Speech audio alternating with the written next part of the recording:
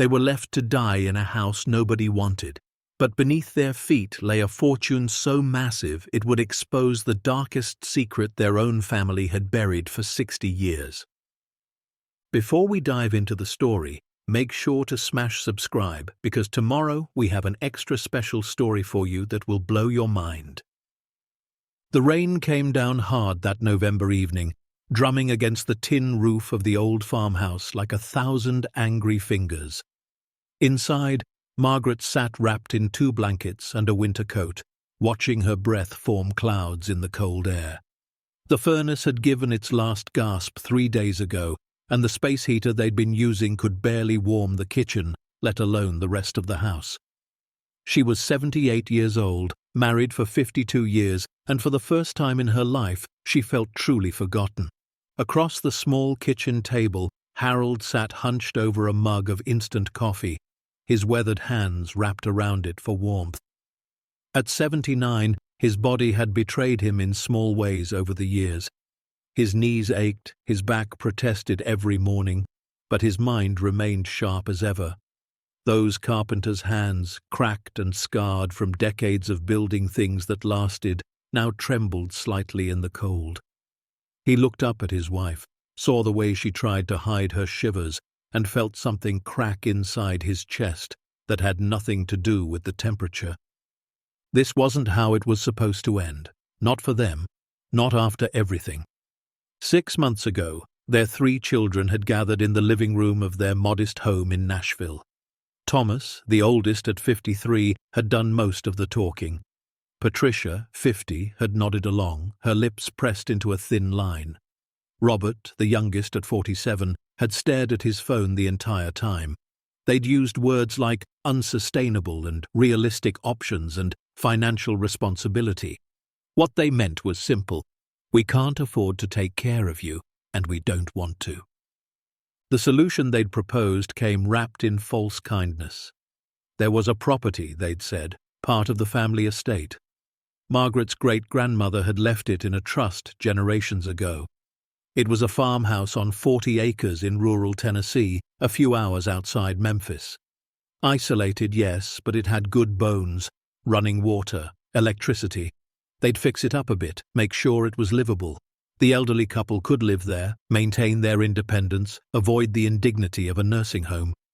What Thomas, Patricia, and Robert didn't mention was that the farmhouse hadn't been lived in since 1976, that the roof leaked in 4 places, that the foundation had cracks wide enough to slip a hand through, that the nearest neighbor was 3 miles down a dirt road that became impassable in winter, that the property had been deemed worthless by 2 separate real estate agents, not even worth the cost of demolition. They also didn't mention that once Margaret and Harold were settled, the visits would stop, that the weekly check-ins would become monthly, then quarterly, then nothing at all, that the small checks they'd promised to send for food and necessities would arrive late, then later, then not at all. But Margaret and Harold had learned all of this the hard way, through 6 months of abandonment so complete it felt deliberate, because it was. Margaret pulled the blanket tighter and looked around the kitchen. The wallpaper was peeling, yellowed with age and water damage. The linoleum floor had curled up in the corners, revealing rotted boards beneath. A pot sat in the corner, catching drips from the latest leak in the ceiling. The refrigerator hummed and rattled like it was angry about still being alive. But it was the silence that hurt most.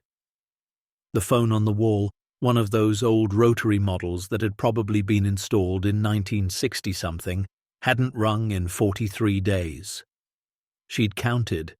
She'd been a schoolteacher for 37 years, taught 2nd grade at Jackson Elementary until she retired at 65. She'd shaped young minds, dried tears, tied shoes, and taught hundreds of children how to read, how to write, how to believe in themselves. She'd given her whole heart to other people's children for nearly 4 decades, and her own children had left her here to freeze. Harold had built houses. Real houses, the kind that stood for generations. He'd framed them, roofed them, finished them with care and precision. He took pride in his work, never cut corners, always made sure everything was level, square, solid. He'd built the deck on Thomas's house, helped Patricia renovate her kitchen, constructed the entire garage for Robert, and they'd repaid him by sticking him in a house that was falling apart at the seams. The irony wasn't lost on either of them. Margaret rose slowly from the table, joints protesting. She walked to the window and looked out at the dark November evening. The property stretched out into blackness, 40 acres of overgrown fields and forgotten dreams. The nearest town, a place called Auburn Springs, was 12 miles away, too far to walk, especially in this weather. Their old pickup truck had died 2 months ago, and Thomas had promised to come fix it. That promise, like so many others, had evaporated into nothing. They'd tried calling, all 3 children. The calls went to voicemail. They'd left messages, tried to keep the desperation out of their voices. Just checking in. The furnace isn't working. We're getting low on groceries. It's getting cold. Please call back. Silence. Nothing but silence. Margaret had cried the first month, sobbed into her pillow at night while Harold pretended to be asleep, his own tears soaking into his pillowcase. The second month brought anger, hot and acidic, burning in her chest. How dare they? After everything we gave them, sacrificed for them, this is how they repay us. The third month brought something worse. Acceptance. The kind of acceptance that feels like giving up. They weren't coming back. This was it. This was how it ended. But the fourth month brought something unexpected. Stubbornness. Margaret was too proud to die in a house her children wanted her to disappear in. Harold was too skilled, too practical, too determined to let a broken furnace be what finally took them down. They'd survived the Depression through stories Harold's parents had told him. They'd survived wars, recessions, losses that should have broken them. They'd survived 52 years of marriage, which was its own kind of endurance test. They could survive this. Except tonight, with the temperature dropping to 28 degrees and the wind howling through gaps in the walls they couldn't afford to seal, survival felt less certain. Harold stood up, his knees cracking like old wood. "I'm going down to the basement," he announced. His voice was rough, worn down by cold and disappointment. "Maybe there's something down there we can use, old wood we can burn, extra blankets, something." Margaret turned from the window. "Harold, it's dark down there. The light hasn't worked in months." "I'll take the flashlight," he said, already moving toward the drawer where they kept their dwindling supply of batteries. "Maybe there's another space heater or some insulation we can pull off the walls." She wanted to tell him not to go. The basement made her uneasy in a way she couldn't quite explain. It was old, older than the house itself, with stone walls and a dirt floor that felt more like a cellar from centuries past than a modern basement. The stairs were steep, narrow, uneven. One wrong step and Harold could fall, break a hip, and then what? Who would come? Who would even know? But she also knew that look in his eyes. He needed to do something, needed to fix something. It was who he was, so she just nodded and said, "Be careful, please." Harold found the flashlight, tested it twice to make sure the batteries still had life, and opened the basement door. A rush of cold air, even colder than the kitchen, flowed up from below. It smelled of damp earth and ancient stone, of time compressed into darkness. He aimed the beam down the stairs and began his descent, one careful step at a time. The basement of the farmhouse was unlike anything he'd encountered in his 40-plus years of construction work. The stairs didn't lead to a modern concrete foundation, but to something much older. Hand-laid stone walls, precisely fitted without mortar, the kind of craftsmanship you didn't see anymore. The floor was packed dirt, hard as concrete from decades of compression. The ceiling was low, maybe 6.5 feet, with massive wooden beams that had to be original to the structure. The beams were hand-hewn, still showing the marks of the broad axe used to shape them. The space was larger than he'd expected, maybe 40 feet by 30 feet. Scattered around were the remnants of previous occupants, old canning jars covered in dust, broken furniture, a rusted wash basin, wooden crates stamped with dates from the 1920s. His flashlight beams swept across the space, looking for anything useful. That's when he felt it. A draft. Cold air moving across his face, coming from the far corner of the basement. He turned the light toward it and saw old wooden shelving units, the kind that might have once held preserves or potatoes. They were built against the stone wall, sturdy despite their age. But they shouldn't be creating a draft. Harold moved closer, his carpenter's instincts kicking in. He ran his hand along the edge of the shelving unit. There was a gap, barely noticeable, between the shelves and the wall. He pushed gently. The entire unit moved just slightly, as if it wasn't actually attached to the wall at all. His heart rate picked up. In all his years of building and renovating, he'd seen this kind of thing before. False walls, hidden storage, spaces people wanted to keep concealed. He climbed back up the stairs, each step quicker than the last. Margaret looked up in alarm when he emerged, breathing heavy. "What's wrong?" she asked. "Are you hurt?" "No," he said, catching his breath. "But there's something down there, something hidden. I need your help." Margaret studied her husband's face. In 52 years she'd learned to read every expression, every tone. This wasn't fear. This was excitement. The kind of spark she hadn't seen in his eyes since they'd been abandoned here. She grabbed her own coat and followed him down into the darkness. Together they examined the shelving unit. Harold showed her the gap, the way it moved when pressed. "It's not attached," he explained. "It's hiding something behind it." "Should we move it?" Margaret asked, her voice barely above a whisper. Something about the basement made whispers feel appropriate, like they were in a church or a library. "Yes," Harold said with certainty. "Help me slide it to the side." The shelves were heavier than they looked, laden with decades of accumulated junk. But together, inch by inch, they managed to slide the unit away from the wall. As the space opened, their flashlight beams revealed what had been hidden behind. A door. Small, maybe 4 feet tall, made of iron that had oxidized to a deep rust brown. Symbols were etched into the metal, worn smooth by time. They looked almost like letters, but not any alphabet Margaret recognized from her years' teaching. Harold knelt in front of the door, running his fingers along the frame. "This is old," he said softly. "Really old. Older than the house." "How old?" Margaret asked, kneeling beside him. "If I had to guess, 1800s, maybe earlier. These symbols, this kind of ironwork, they don't make things like this anymore." There was no visible lock, no obvious keyhole, just a handle, a simple iron loop attached to the door.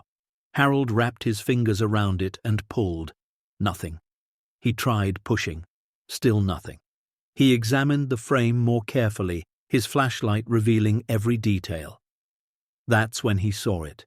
A small depression in the stone frame, about 6 inches to the right of the door. It was subtle, easy to miss, but his trained eye caught the irregularity. He pressed it. Something clicked deep inside the wall. The sound echoed in the quiet basement, mechanical and ancient. Harold pulled the handle again. This time, the door swung open with a groan of protesting metal. Beyond the door, his flashlight beam disappeared into darkness. It was a tunnel, stone steps leading down into the earth, hand-carved from solid rock. The air that rushed out was cold but dry, not the damp cold of the basement. It smelled of dust and time and secrets kept for generations. Margaret and Harold looked at each other in the wavering flashlight beams. In that moment, they both understood they'd found something significant, something their children didn't know about, something that had been hidden here long before any of them were born. The house that was supposed to be their tomb had just revealed a mystery, and for the first time in 6 months, they felt something other than abandoned. They felt curious. They felt alive. "We should wait until morning," Margaret said, but her voice lacked conviction. She was already peering into the darkness, trying to see how far down it went. "Or," Harold said slowly, "we could get our good flashlights, put on warmer clothes, and see where this goes right now."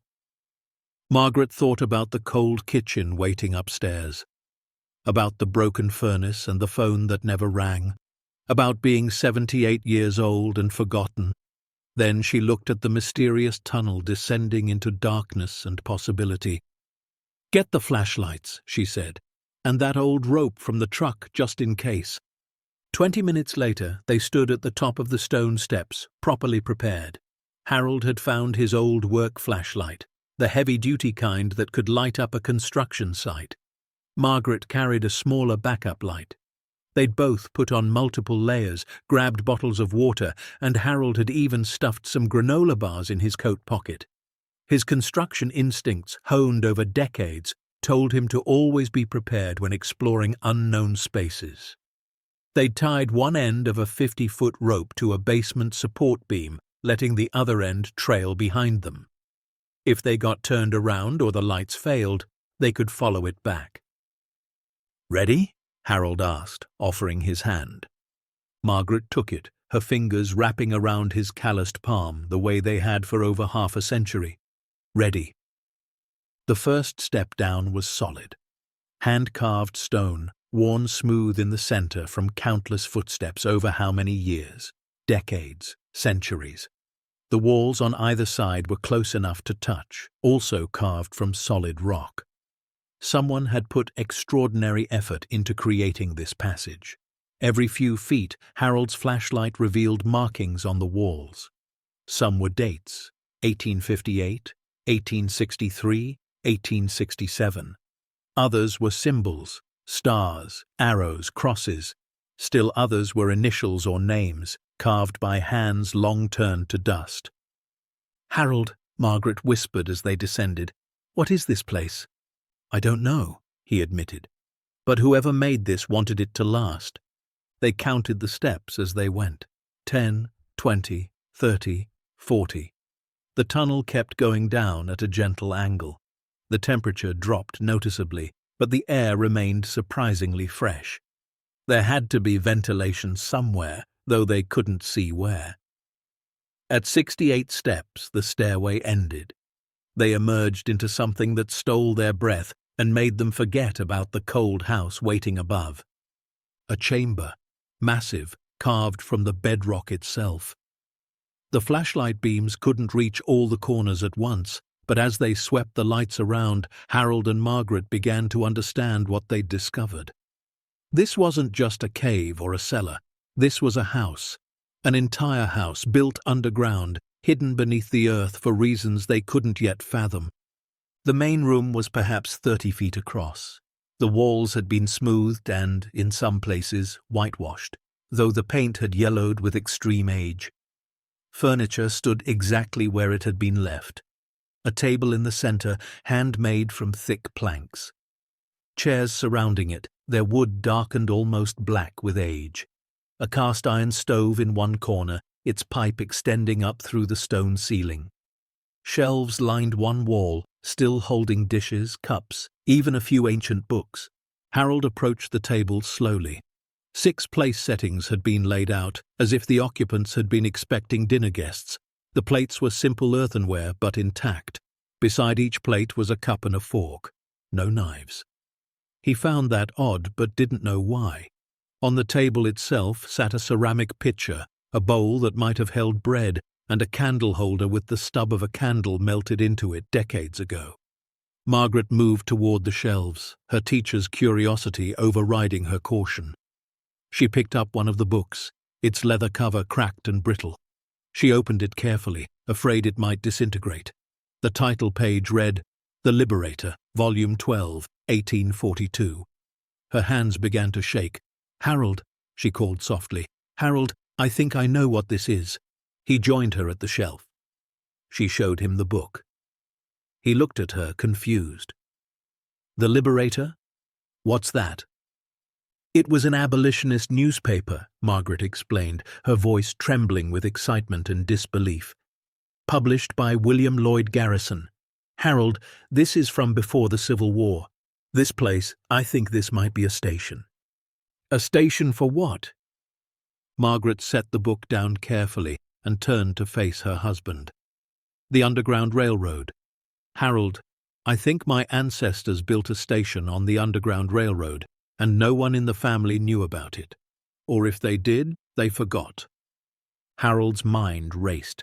He thought about the symbols on the iron door, the dates carved in the tunnel walls, the way this entire structure was designed to be hidden, invisible to anyone who didn't know where to look. He turned slowly, seeing the space with new understanding. This wasn't just remarkable craftsmanship. This was survival architecture. This was freedom carved into stone. They explored further, finding more rooms branching off from the main chamber. A sleeping area with 4 bed frames, the rope springs long since rotted away, but the wooden frames still solid.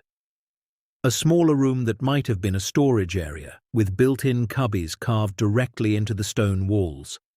Another room, barely larger than a closet, with a small desk and a chair. On the desk sat an oil lamp and what looked like a journal, its pages swollen with moisture and age. Margaret picked up the journal reverently. The cover had no title, just a date embossed in faded gold, 1859. She opened it to the first page and began to read aloud, her voice echoing in the underground silence. April 15th, 1859. Successfully guided 7 souls to the next station. The journey from the river took 4 nights. All arrived safely. Weather is favorable. Expect next group within the fortnight. Harold stood beside her, reading over her shoulder. The entries continued, page after page, documenting journeys, arrivals, departures, close calls with slave catchers, the constant fear and the constant hope. Margaret's great-great-grandparents, whose names she barely remembered from old family stories, had been conductors on the Underground Railroad. They'd built this entire underground house, this impossible sanctuary, and used it to help people escape slavery. "I had no idea," Margaret whispered. "I knew my family had lived here before the Civil War, knew they were abolitionists, but this is extraordinary." They moved through the rooms slowly, their flashlights revealing more and more. In the sleeping area, they found names scratched into the stone walls. James made it to Canada, March 1862. Rachel and her 3 children safe, May 1860. Thomas, brave soul, gone north, God willing. Each name represented a person, a family, a desperate bid for freedom.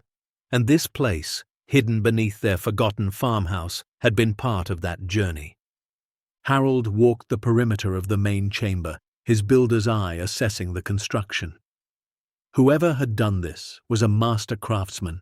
The support arches were perfect, the weight distributed flawlessly. This structure could stand for another 200 years.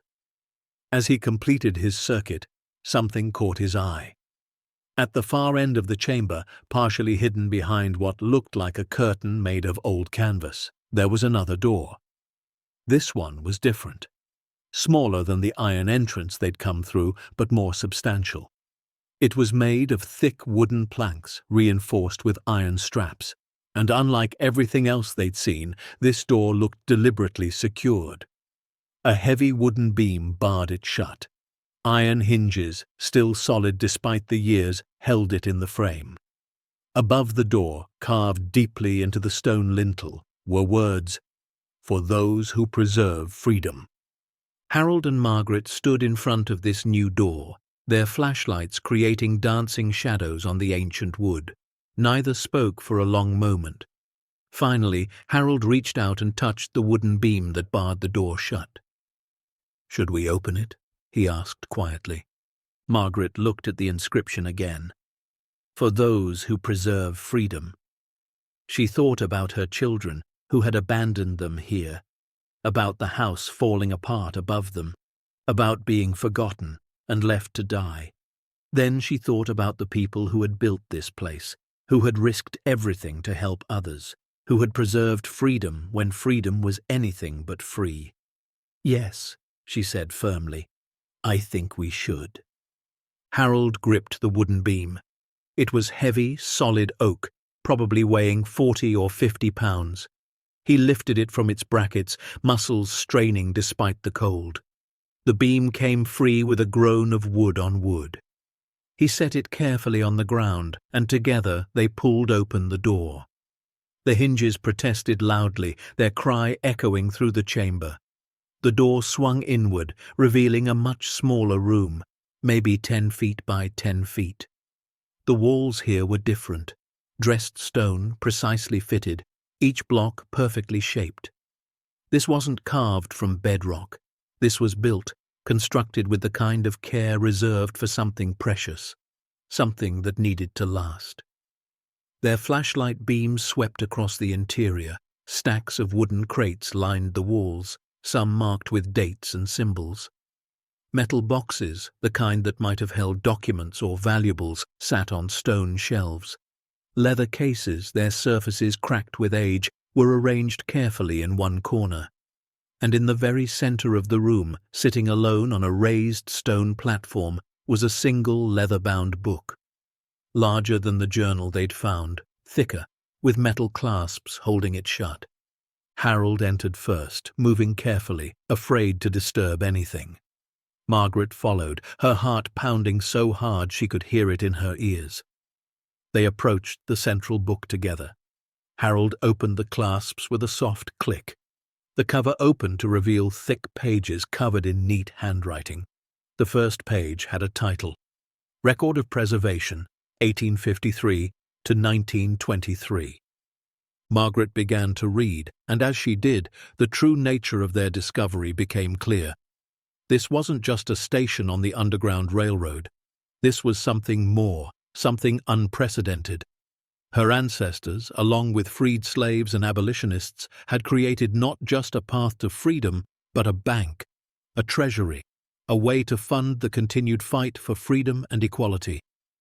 The book documented everything: donations from wealthy abolitionists, funds raised at churches, money sent by freed slaves who had made it north and wanted to help others follow, gold coins purchased and hidden, jewelry donated and secured, property deeds transferred and stored, bonds and certificates acquired and preserved, all of it carefully recorded, all of it meant for one purpose: to fund schools, churches, land purchases, and opportunities for those who escaped slavery and needed a foundation to build new lives. But something had gone wrong. The last entry in the book was dated March 11th, 1923. It read, "Charles has passed. I am now the only one who knows. Must record final inventory before it's too late. Total holdings, gold coins, 736 pounds. Jewelry and precious stones, estimated value $43,500, year 1923 valuation. Property deeds, 47 parcels across 6 states. Stock certificates and bonds, total face value $922,000. Documents and historical records, value immeasurable. This wealth was meant to build communities, fund education, purchase land for freed families, but time has scattered the people who were meant to receive it. I secure it here, in this place my grandfather built, with faith that future generations who honor the legacy will know what to do." The entry was signed, Eleanor Whitmore, daughter of Jacob Whitmore, granddaughter of Thomas Whitmore, keeper of the station. Margaret's hands shook as she held the book. "Eleanor Whitmore," she whispered. "That was my great-grandmother's sister. She died in 1924. I remember my grandmother mentioning her once. Said she lived alone in the old family house until the end, never married, never left." Harold was already opening the wooden crates. The first one he opened was lined with oilcloth. Inside, wrapped carefully, were small canvas bags. He opened one and nearly dropped it. Gold coins spilled into his palm, gleaming in the flashlight beam as if they'd been minted yesterday. The dates ranged from 1847 to 1920. Dozens of bags, maybe hundreds. He moved to another crate, then another. More gold, more coins, more bags carefully preserved and waiting. Margaret opened one of the metal boxes. Inside, wrapped in brittle tissue paper, was a collection of jewelry that belonged in a museum. Cameos, rings, necklaces, brooches, all from the mid to late 1800s. Another box held documents, property deeds, just as the book had promised, for land in Ohio, Pennsylvania, Michigan, New York, Illinois, Wisconsin. Many of the properties were in cities that had been stops on the Underground Railroad: Cincinnati, Philadelphia, Detroit, Rochester, Chicago, Milwaukee. The leather cases held stock certificates from companies Margaret recognized: railroad companies, steel manufacturers, some that still existed and some that had long since merged or dissolved. Harold stood in the center of the room, turning slowly, trying to comprehend the magnitude of what they'd found. His carpenter's mind, usually so good with numbers and measurements, couldn't quite grasp it. Finally, he looked at his wife. "Margaret," he said slowly, "how much do you think all this is worth now, in today's money?" She was quiet for a long moment, doing calculations in her head. Gold prices were high, she knew that from the news. Some of those gold coins would be worth far more than their weight because of their rarity. The jewelry, if authentic, would be valuable both for the precious metals and stones and for the historical significance. The property deeds, if the land had never been sold, could be worth anything depending on where the parcels were located and how cities had grown around them. And the stocks and bonds, if any of those companies still existed or had been acquired. She thought about the number Eleanor had written in 1923, over $900,000. Adjusted for inflation alone, that would be tens of millions. But with appreciation, with the growth of property values and stock prices over 100 years, with the collector value of historical items, her voice came out as barely a whisper. "I think we might be looking at over $100 million, maybe more, maybe significantly more." Harold sat down hard on one of the wooden crates. Margaret joined him, and they sat together in the small stone room, surrounded by a fortune that had been hidden and forgotten, waiting for someone to find it, waiting for someone to honor the purpose for which it was intended. They sat in silence for what might have been minutes or might have been an hour. Time felt suspended down here, in this place outside of history, and yet so full of it. Finally, Margaret spoke, her voice echoing softly off the stone walls. "Harold, our children left us here to die. They didn't want us, didn't want the responsibility of caring for us. They thought this property was worthless." Harold nodded slowly. "I know, but they're going to know about this. When we tell someone, when this gets out, they'll come back. They'll want this money." "I know," Harold repeated. Margaret was quiet for another long moment. Then, that inscription above the door, "For those who preserve freedom." This money was never meant for personal enrichment.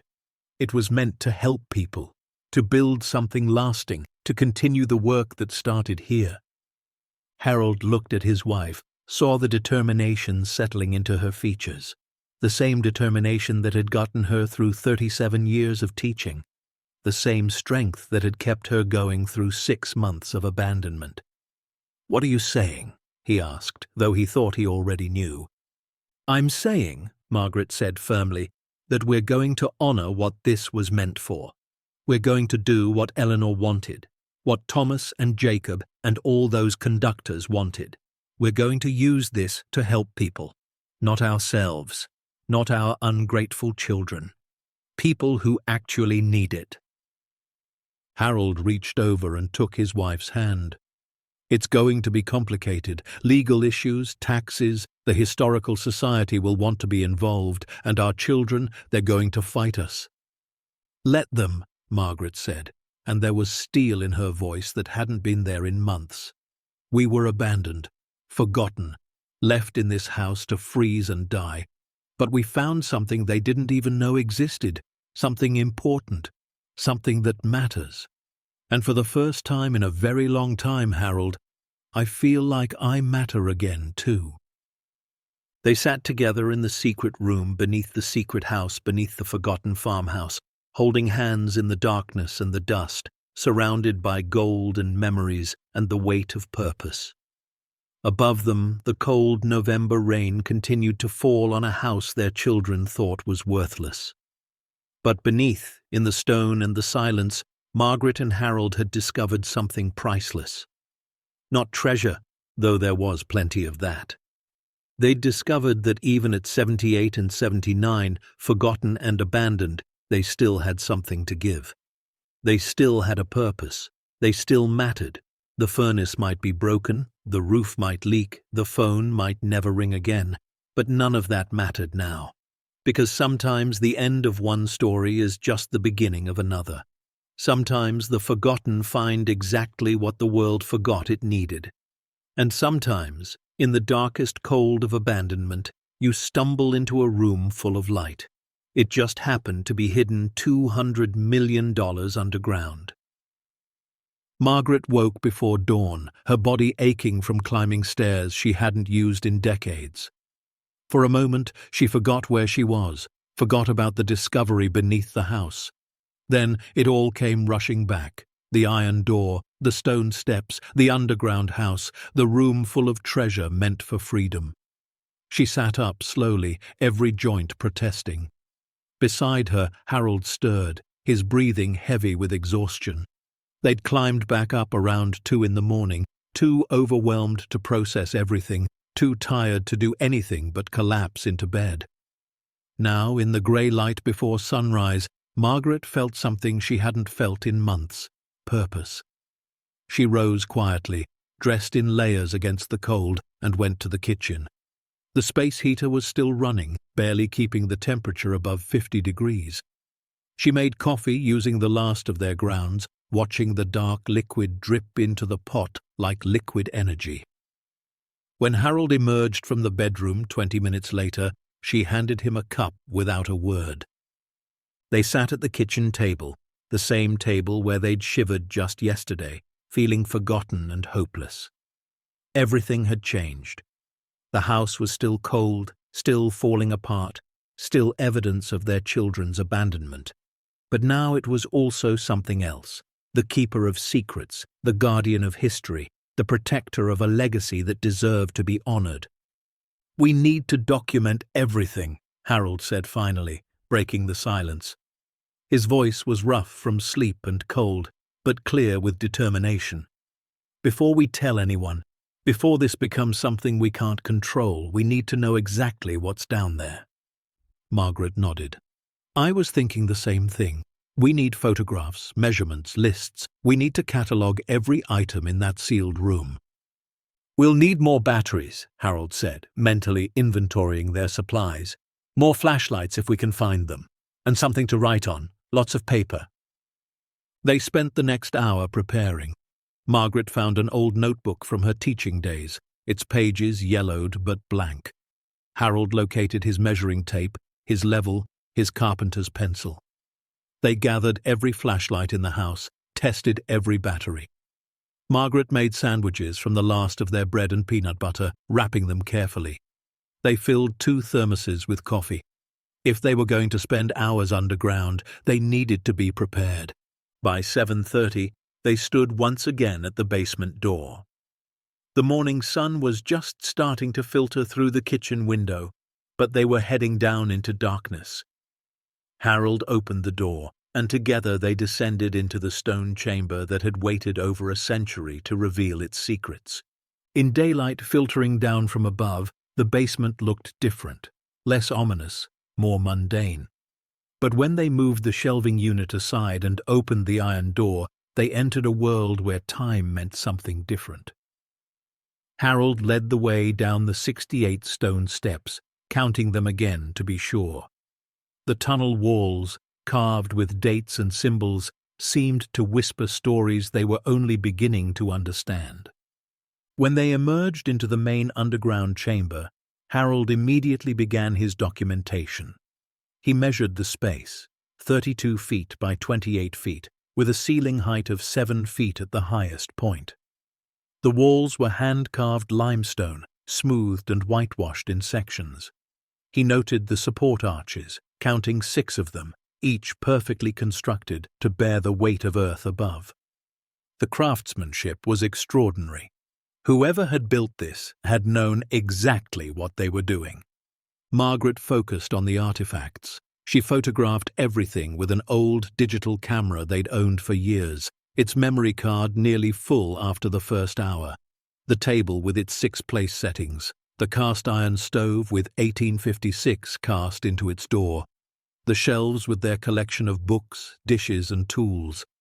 Each item told a story. She found a child's wooden toy in one corner, a carved horse with one ear missing. She found a woman's bonnet carefully preserved in a wooden box, its fabric still intact. She found a man's pipe, a sewing kit, a Bible with names written in the front cover, births and deaths recorded in fading ink. In the sleeping area, Margaret counted 4 bed frames, but carved into the stone wall behind them were more names, dozens of them, maybe hundreds. This had been a station, yes, but it had been more than that. It had been a sanctuary, a place where people rested, recovered, gathered strength for the next leg of their journey north. She traced her fingers over the names, each one a person who had been here, who had slept in this stone chamber, who had dreamed of freedom in the darkness underground. "Margaret," Harold called from the small room with the desk, "you need to see this." She joined him, and he showed her what he'd found, not just one journal, but 12 of them, stacked carefully in a drawer built into the stone wall. Each journal covered different years, different periods of operation. The earliest was dated 1853. The latest was 1868. Together, they documented over 15 years of underground railroad activity at this single station. 15 years of people risking everything. 15 years of courage carved into darkness. Margaret opened the journal from 1863, the heart of the Civil War. The entries were shorter, more frantic. "Fear is high, patrols increased, moved group of 4 in darkness, close call near the creek, cannot continue much longer, but we must. She felt tears on her cheeks and didn't wipe them away. These were her ancestors, her blood, doing something so dangerous and so necessary that it made her children's abandonment seem even more cowardly by comparison. They worked through the morning, documenting everything in the main chambers. Harold sketched a rough map of the layout, noting every room, every feature. Margaret listed every item she could find, describing it in detail. By noon, they'd filled 20 pages of the notebook and taken over 300 photographs.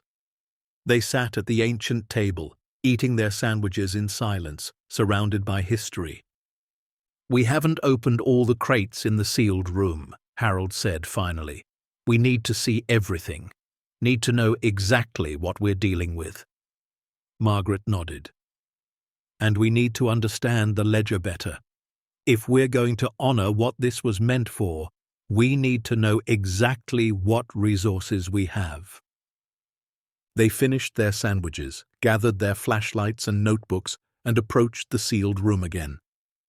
In the daylight hours, even filtered through layers of earth and stone, the room seemed less mysterious and more purposeful.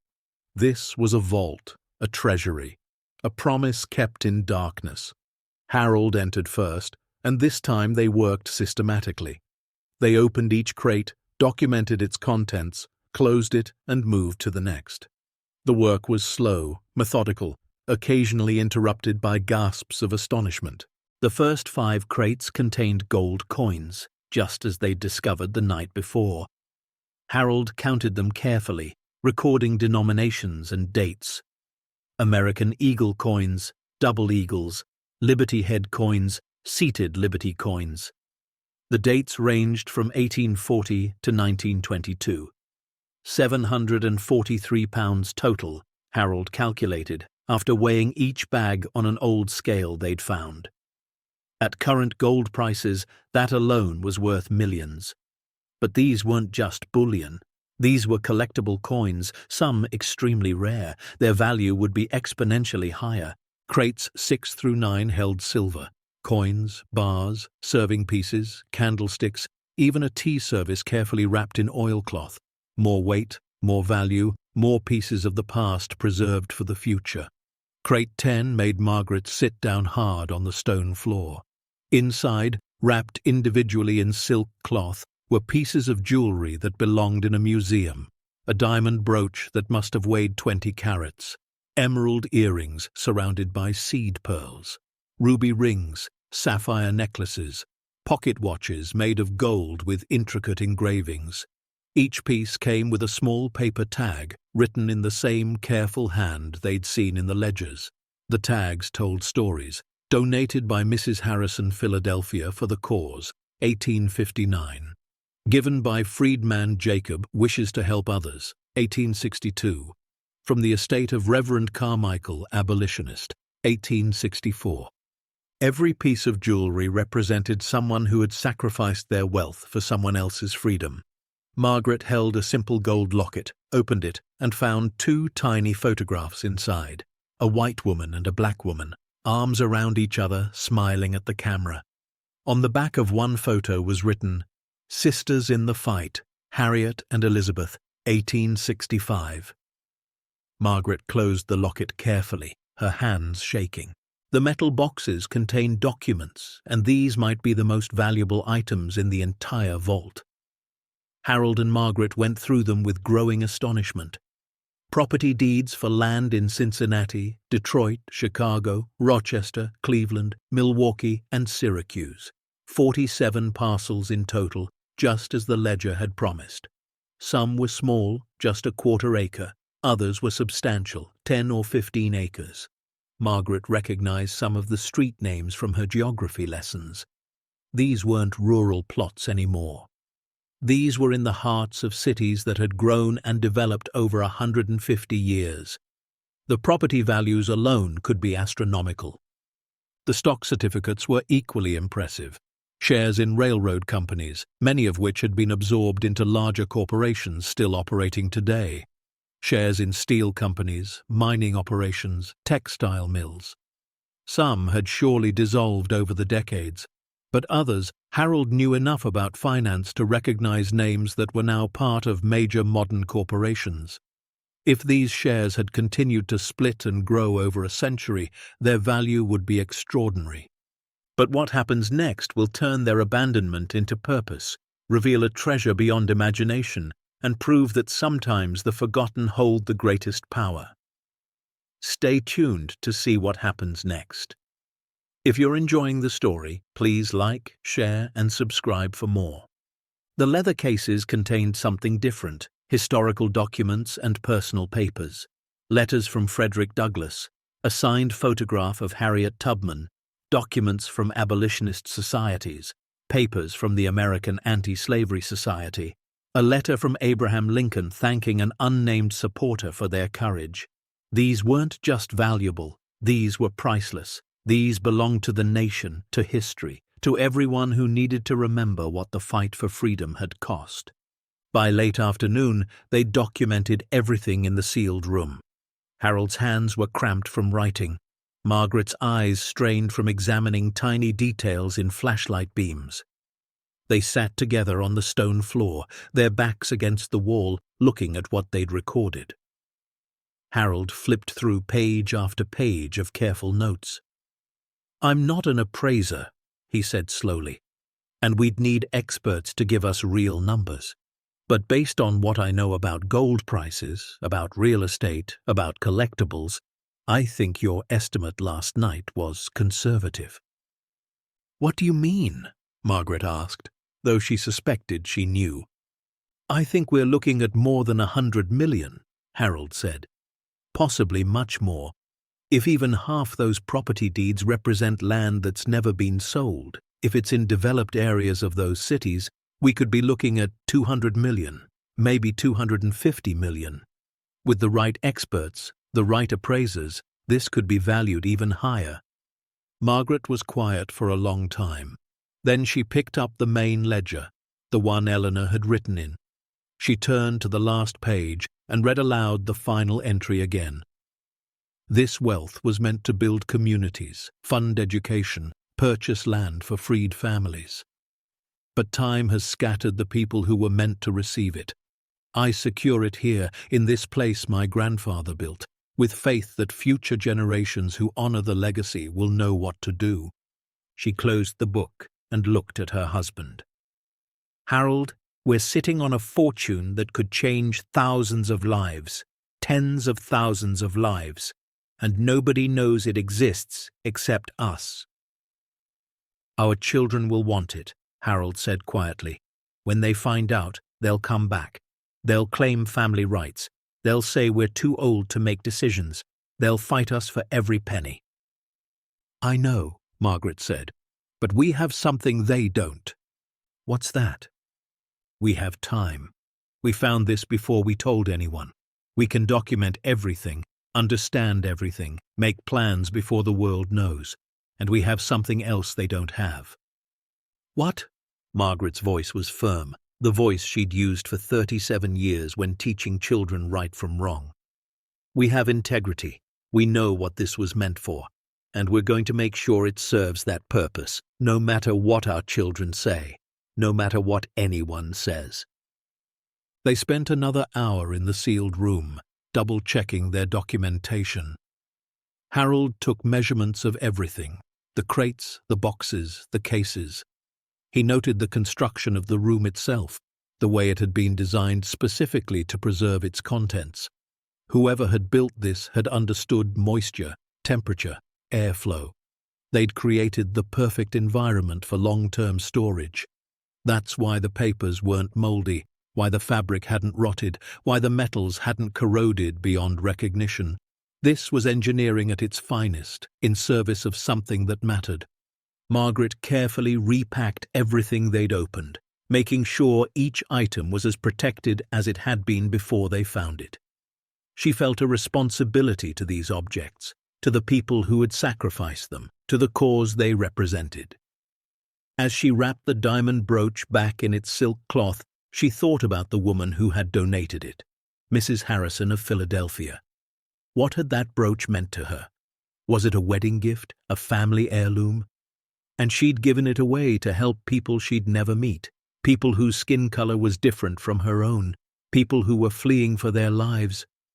That kind of courage, that kind of conviction deserved to be honored. When everything was repacked and the room looked as they'd found it, Harold and Margaret stood in the doorway.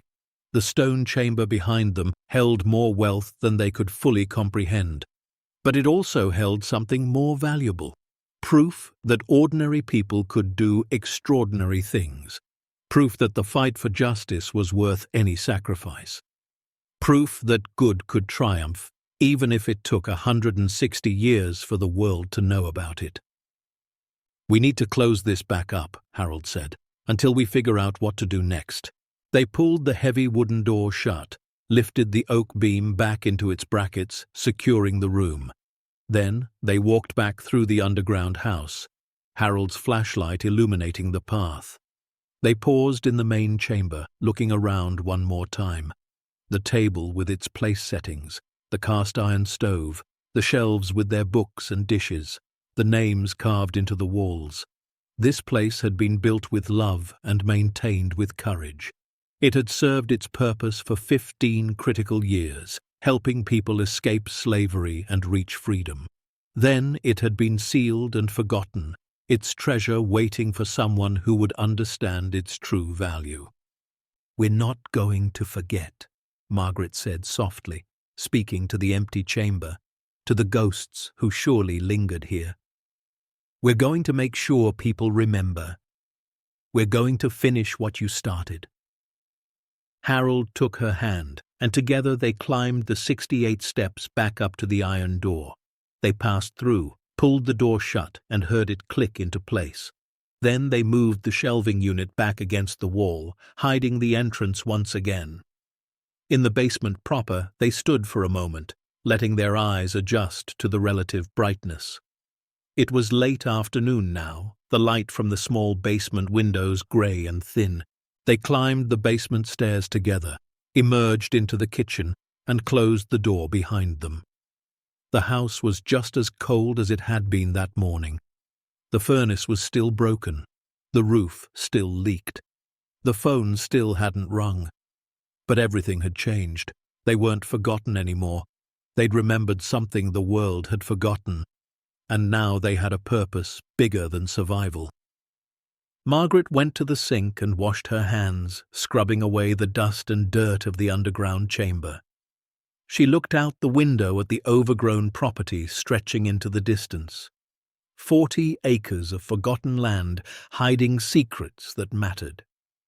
Harold joined her, and they stood side by side, looking out at the approaching evening. "What do we do now?" Harold asked. Margaret dried her hands slowly, thinking. "First, we rest. We've been awake for almost 36 hours, and we're not as young as we used to be. Tomorrow we start making plans. We figure out who to contact, how to verify everything, how to protect the discovery and honor its purpose. But tonight we rest." Harold nodded. "And we don't call the children. Not yet.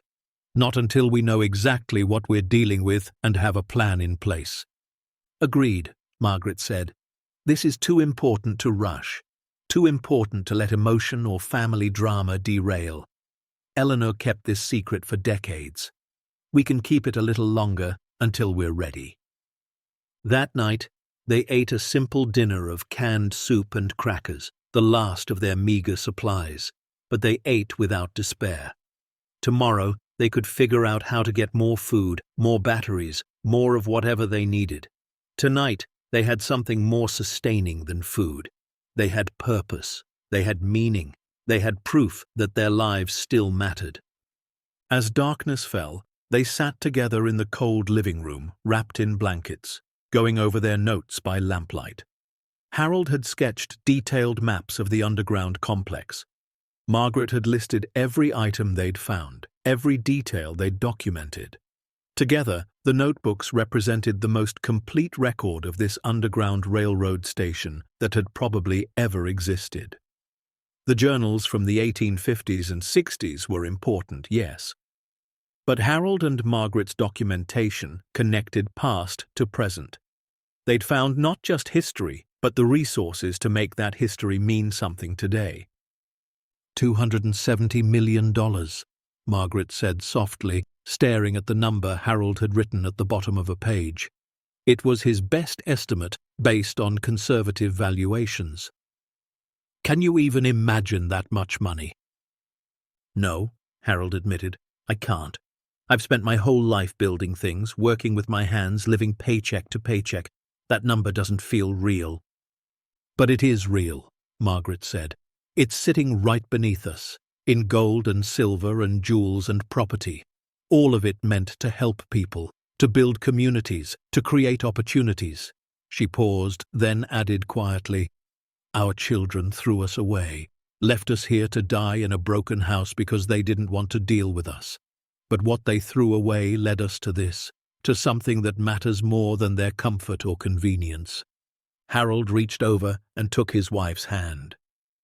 "You know they're going to fight us. Thomas especially.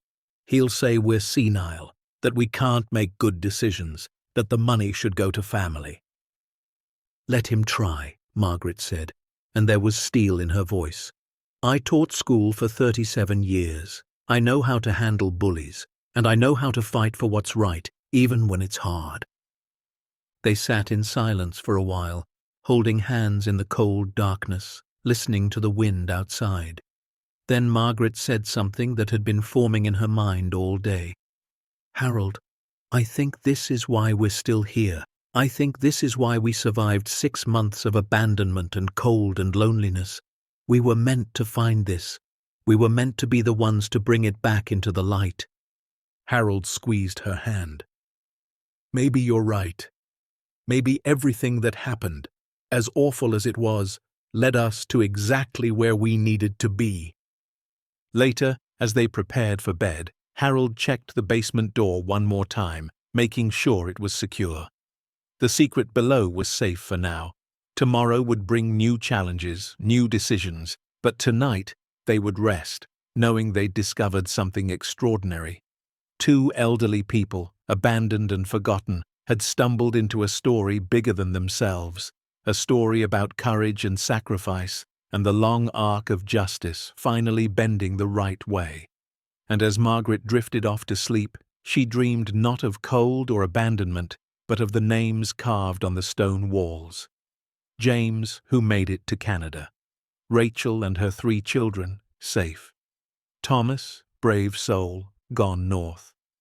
They had made it to freedom because people like her ancestors had built sanctuaries in darkness. Now, more than a century and a half later, she and Harold would make sure their sacrifice meant something. Would make sure the treasure hidden for freedom would finally serve its purpose. Because sometimes the end of one story is just the beginning of another. And sometimes the forgotten are the only ones who remember what truly matters. Margaret woke on the 4th morning after their discovery with a decision made. She'd spent 3 nights dreaming about it, turning it over in her mind, weighing options. Beside her, Harold stirred, his breathing heavy with the exhaustion that never quite left anymore. They'd spent the previous days organizing their documentation, making lists, planning their next steps. But they couldn't hide this forever. The world needed to know. More importantly, the people this treasure was meant to help needed to know. "I think we should call them," she said into the quiet morning air. Harold didn't need to ask who. He'd been thinking the same thing. Thomas first? Yes, he's the oldest. He'll contact the others.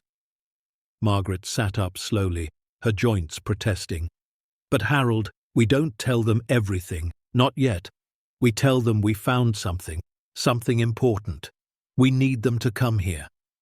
Harold understood. They needed to control the narrative, control the reveal.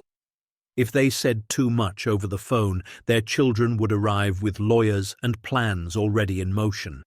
This way, they'd have a chance to see their parents' faces, to understand the magnitude of what had been discovered, to maybe, just maybe, realize the significance before greed took over.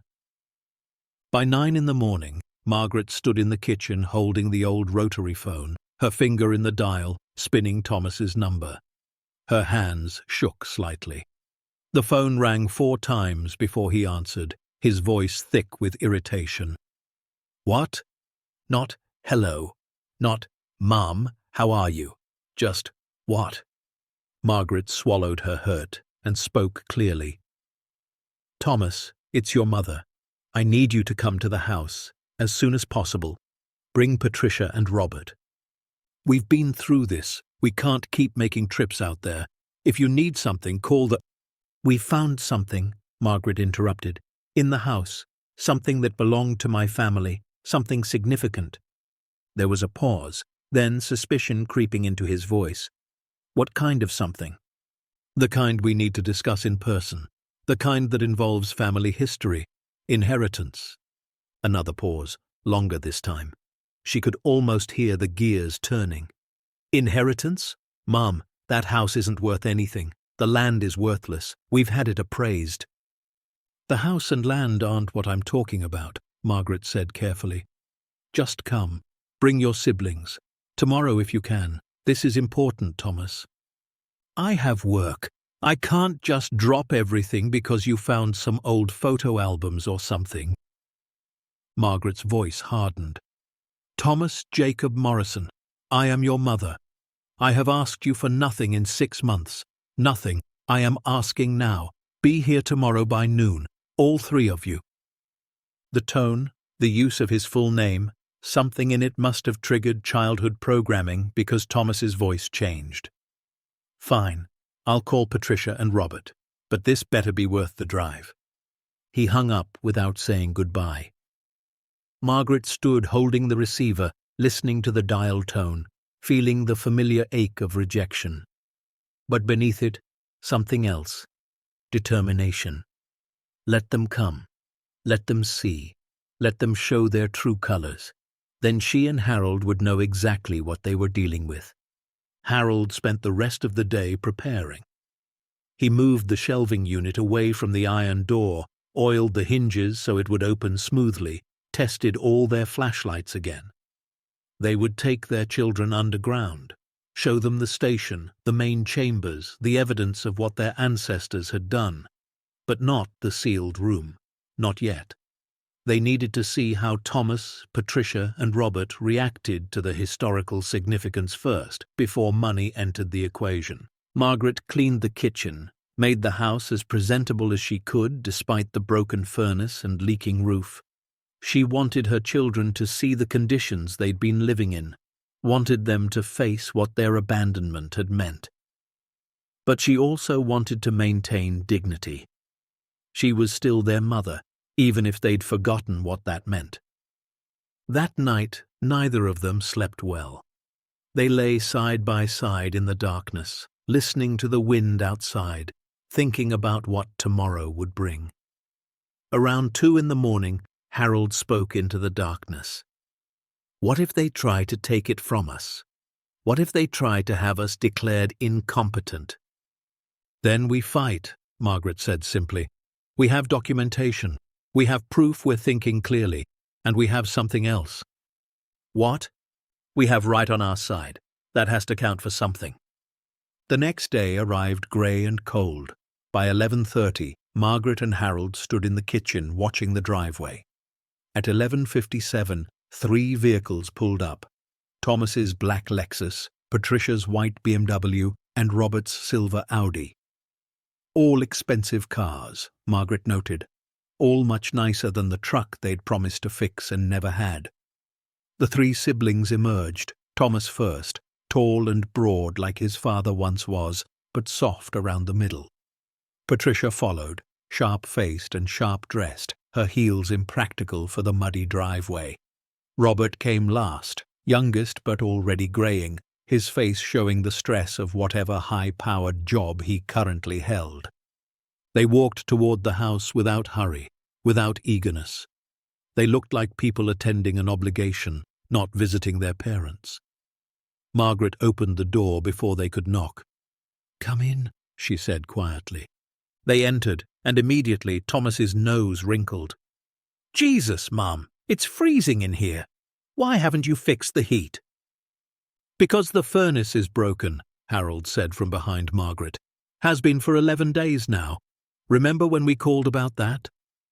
Thomas had the grace to look slightly uncomfortable. "We've been busy. I said I'd get to it."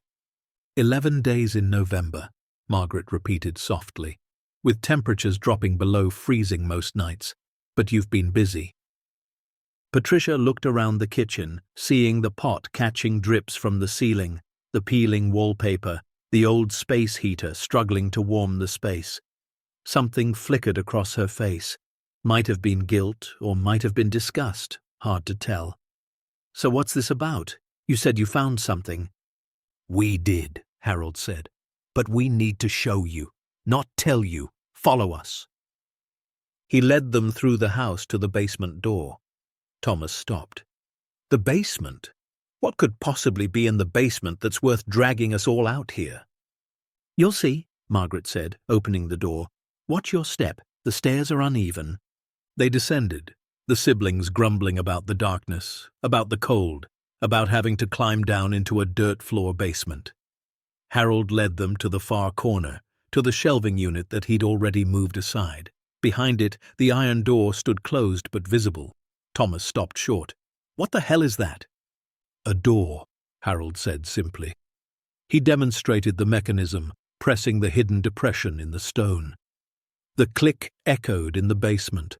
Then he pulled the door open, revealing the stone steps descending into darkness.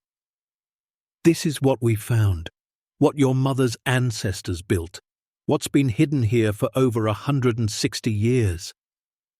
He started down the steps without waiting for a response. Margaret followed. After a moment of stunned silence, Thomas, Patricia, and Robert had no choice but to follow. The descent felt longer with 5 people, the flashlight beams creating dancing shadows on the stone walls. Patricia gasped when she saw the dates carved into the rock. Robert, usually so distracted, actually put his phone away. When they emerged into the main underground chamber, all 3 siblings stopped and stared. Their flashlight beams swept across the space. The table with its place settings, the cast-iron stove, the shelves, the names carved into walls. For a long moment, nobody spoke. Then Thomas found his voice. "What is this place?" "A station on the Underground Railroad," Margaret said quietly. "Built by my great-great-grandparents Thomas and Eleanor Whitmore.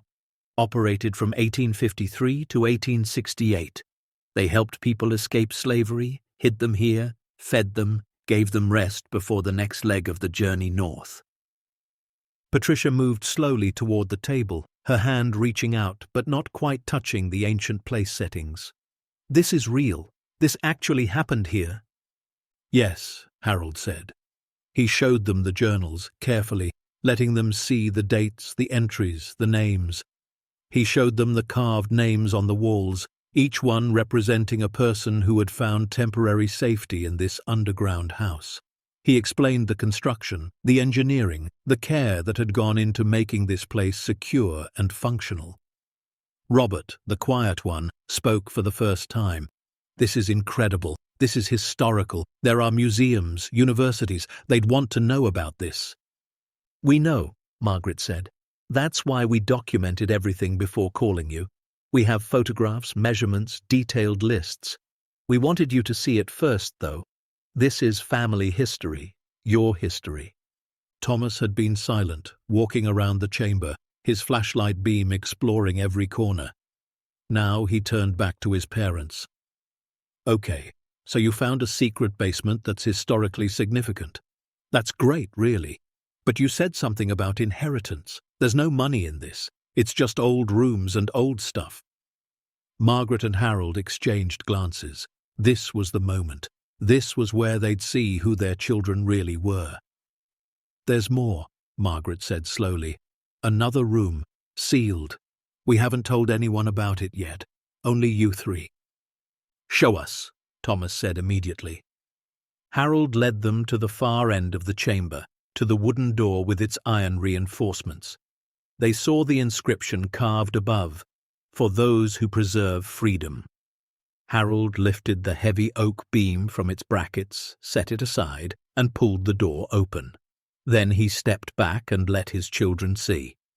The flashlight beams illuminated the sealed room, and one by one, Thomas, Patricia, and Robert stepped inside. They saw the wooden crates, the metal boxes, the leather cases. They saw everything carefully stacked, precisely organized, waiting. "What's in these?" Thomas asked, his voice different now, sharper, hungrier. "Open one," Harold said quietly. Thomas opened the nearest crate, the one Harold knew contained gold coins. He pulled back the oilcloth, opened one of the canvas bags, and gold spilled into his palm. For 5 full seconds, nobody breathed. Then Patricia pushed past her brother and opened another crate. More gold. Robert opened a metal box and found jewelry that gleamed in the flashlight beams like captured stars. "Oh my God," Patricia whispered. "Oh my God, how much is here?" "We're not sure exactly," Margaret said. "We'd need professional appraisers, but based on what we've documented, we estimate somewhere over $200 million. Possibly as much as $270 million. The siblings froze. Thomas's hand, still holding gold coins, began to shake. Patricia sat down hard on one of the crates. Robert just stood there, mouth open, staring at a diamond brooch that caught the light. The silence stretched out, heavy and full of unspoken thoughts. Then Thomas spoke, his voice barely controlled. "This belongs to the family. This is family inheritance. We need to secure it immediately. Get it appraised, liquidate everything, split it evenly." "No," Margaret said firmly. Thomas turned to her. "What do you mean, no?" "Mom, this is worth hundreds of millions. We can't just leave it sitting here." "We're not going to leave it sitting here," Harold said. "But we're not going to liquidate it and split it either. That's not what it was meant for." Patricia stood up, her voice rising. "What it was meant for? It's treasure hidden in a basement. It's ours. It's family money." Margaret pulled out the main ledger, the one Eleanor had maintained. She turned to the final page and read aloud, her voice echoing in the stone room. This wealth was meant to build communities, fund education, purchase land for freed families. But time has scattered the people who were meant to receive it. I secure it here, in this place my grandfather built, with faith that future generations who honor the legacy will know what to do. She closed the book and looked at her 3 children. This money was never meant for personal enrichment. It was meant to help people, to continue the work that started here, helping people escape slavery, helping them build new lives. Your great-great-great-grandparents and others sacrificed to gather this wealth. They hid it here for a purpose. That was over 100 years ago, Thomas argued. The world has changed. Slavery ended. That purpose is obsolete. The money should go to descendants, and we're the descendants. The purpose isn't obsolete, Harold said. People still need help. Communities still need resources. Education still needs funding. The specifics may have changed, but the mission hasn't. Robert had been quiet, examining the documents in the leather cases. Now he looked up, his face calculating. Even if we wanted to honor some kind of historical purpose, Mum and Dad, you're not equipped to manage this. You're almost 80. You don't have the financial knowledge, the legal expertise. We need to set up a proper estate, get lawyers involved, create a family trust. A family trust that benefits who? Margaret asked pointedly. You 3? Your children? Or the people this was actually intended to help? Patricia's mask slipped, and for a moment, pure anger showed through. You're seriously going to lecture us about helping people? We put you in this house. We've been supporting you. Supporting us? Harold's voice rose for the first time. You abandoned us in a house with a broken furnace in November. You stopped returning our calls. You haven't sent money in 3 months. We've been eating canned soup and peanut butter because we can't afford groceries and can't drive to town. You call that support? We couldn't afford proper care, Thomas said defensively. We did the best we could. You drove here in a $70,000 car, Margaret said quietly. All 3 of you did. Don't tell me you couldn't afford to fix a furnace. The tension in the room had become suffocating. Thomas set down the gold coins and crossed his arms. Fine. You want to play it that way? Here's what's going to happen. We're going to contact lawyers. We're going to have this property properly evaluated. We're going to have you both evaluated too, competency hearings, because clearly you're not thinking rationally if you want to give away a fortune. We're thinking more clearly than we have in years, Margaret said. We know exactly what we want to do. Then you're senile, Patricia snapped, and we'll prove it in court. No judge is going to let 2 elderly people with obvious judgment issues control hundreds of millions of dollars. Robert, always the one to play peacemaker, tried a different approach. Look, Mom, Dad, we're not trying to be cruel. We're trying to be practical. You're right that this discovery is significant. You're right that it has historical importance, but that doesn't mean you have to impoverish yourselves over some outdated moral crusade. We can honor the history and still benefit from it. Create a museum, sure, but also secure your future. Secure our futures. Your futures seem pretty secure already, Harold observed. The argument continued for another hour, voices rising, accusations flying. Thomas accused his parents of being manipulated by someone, though he couldn't say who. Patricia threatened legal action repeatedly. Robert tried to stay calm but couldn't hide his frustration. Through it all, Margaret and Harold stood firm. This treasure wasn't theirs to keep or distribute to family. It had a purpose, and they intended to honor that purpose. Finally, Thomas made the declaration that would change everything. Fine. If you won't be reasonable, we'll make you. We're filing for guardianship. We're going to have you declared incompetent, and then we'll have legal authority over this property and everything in it. You're going to have your own parents declared incompetent because we won't give you money, Margaret said softly. Listen to yourself, Thomas. Listen to what you're saying. but Thomas was already heading for the stairs, Patricia and Robert following. Their footsteps echoed through the underground chamber, up the stone steps, through the basement, and finally out of the house. Margaret and Harold heard car doors slam, engines start, gravel crunching as their children drove away. Then silence. They stood in the sealed room, surrounded by $270 million in treasure, and felt poorer than they had in months. "They didn't even ask if we needed anything," Margaret said eventually, her voice hollow. "Didn't offer to fix the furnace, didn't leave money for food, just threatened us and left." Harold put his arm around his wife. "We knew it might go this way." "Knowing and experiencing are different things," she said. Tears ran down her cheeks, and this time she didn't hide them. "I raised them, taught them right from wrong, taught them about kindness and generosity and doing what's right even when it's hard. And they just threatened to have me declared insane because I won't let them steal money meant for other people." They climbed back up to the cold kitchen and sat at the table, both feeling the weight of what had just happened. The phone rang 2 hours later. Harold answered. It was a lawyer's office calling on behalf of Thomas Morrison, requesting copies of any documentation related to Margaret's medical history and mental competency. The legal battle had begun. Over the next week, things escalated rapidly. Thomas, Patricia, and Robert hired a law firm that specialized in estate disputes and guardianship cases. Papers were filed in 3 different courts. Margaret and Harold received certified letters daily, each one more threatening than the last. Then, somehow, the story leaked. Maybe one of their children mentioned it to a friend who mentioned it to another friend. Maybe a courthouse clerk recognized the significance of the filings. Maybe it was inevitable. But by day 8 after the children's visit, a local reporter showed up at the farmhouse asking about rumors of treasure found in a Tennessee farmhouse. Harold told him no comment and closed the door. But the story was out. By the next day, it had been picked up by regional news. By the day after that, it was national.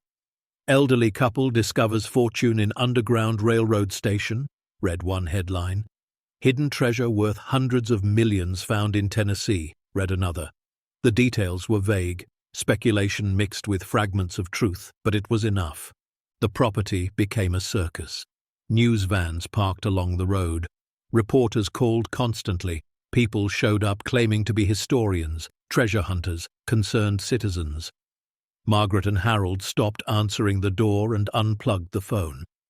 They sat inside their cold house, now under siege, not by abandonment, but by attention they never wanted. Then the official inquiries began. The Tennessee Historical Society sent representatives requesting access to the site. The state government sent letters asking questions about ownership and archaeological significance. The federal government, through the Treasury Department, sent notices regarding the gold coins and proper reporting requirements. The Internal Revenue Service opened an investigation regarding potential estate taxes and unreported assets. Each agency had questions, requirements, forms to fill out. And underlying all of it was the guardianship case.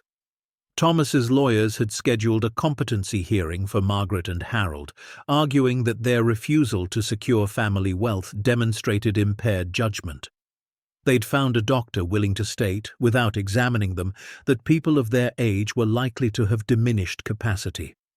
They'd submitted affidavits claiming Margaret and Harold were living in squalor, demonstrating inability to care for themselves.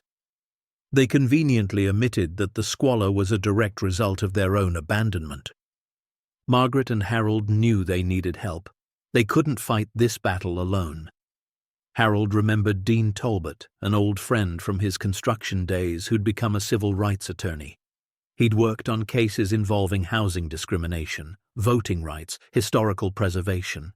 If anyone could understand what they were trying to do, it would be Dean.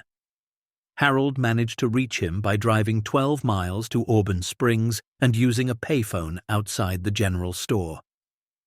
Dean arrived 2 days later, a black man in his late 60s with grey hair and sharp eyes that missed nothing. He listened to their story, toured the underground station with the kind of reverence it deserved, reviewed their documentation, and finally sat at their kitchen table and said, "You're fighting the right fight, and I'll help you, pro bono." "We can't ask you to work for free," Margaret protested. "You're not asking. I'm offering. Do you know what this represents?" Dean gestured toward the basement door. "This is proof that the Underground Railroad existed in concrete terms that we can document and verify. These journals, these artifacts, they're evidence of courage that most people only read about in history books.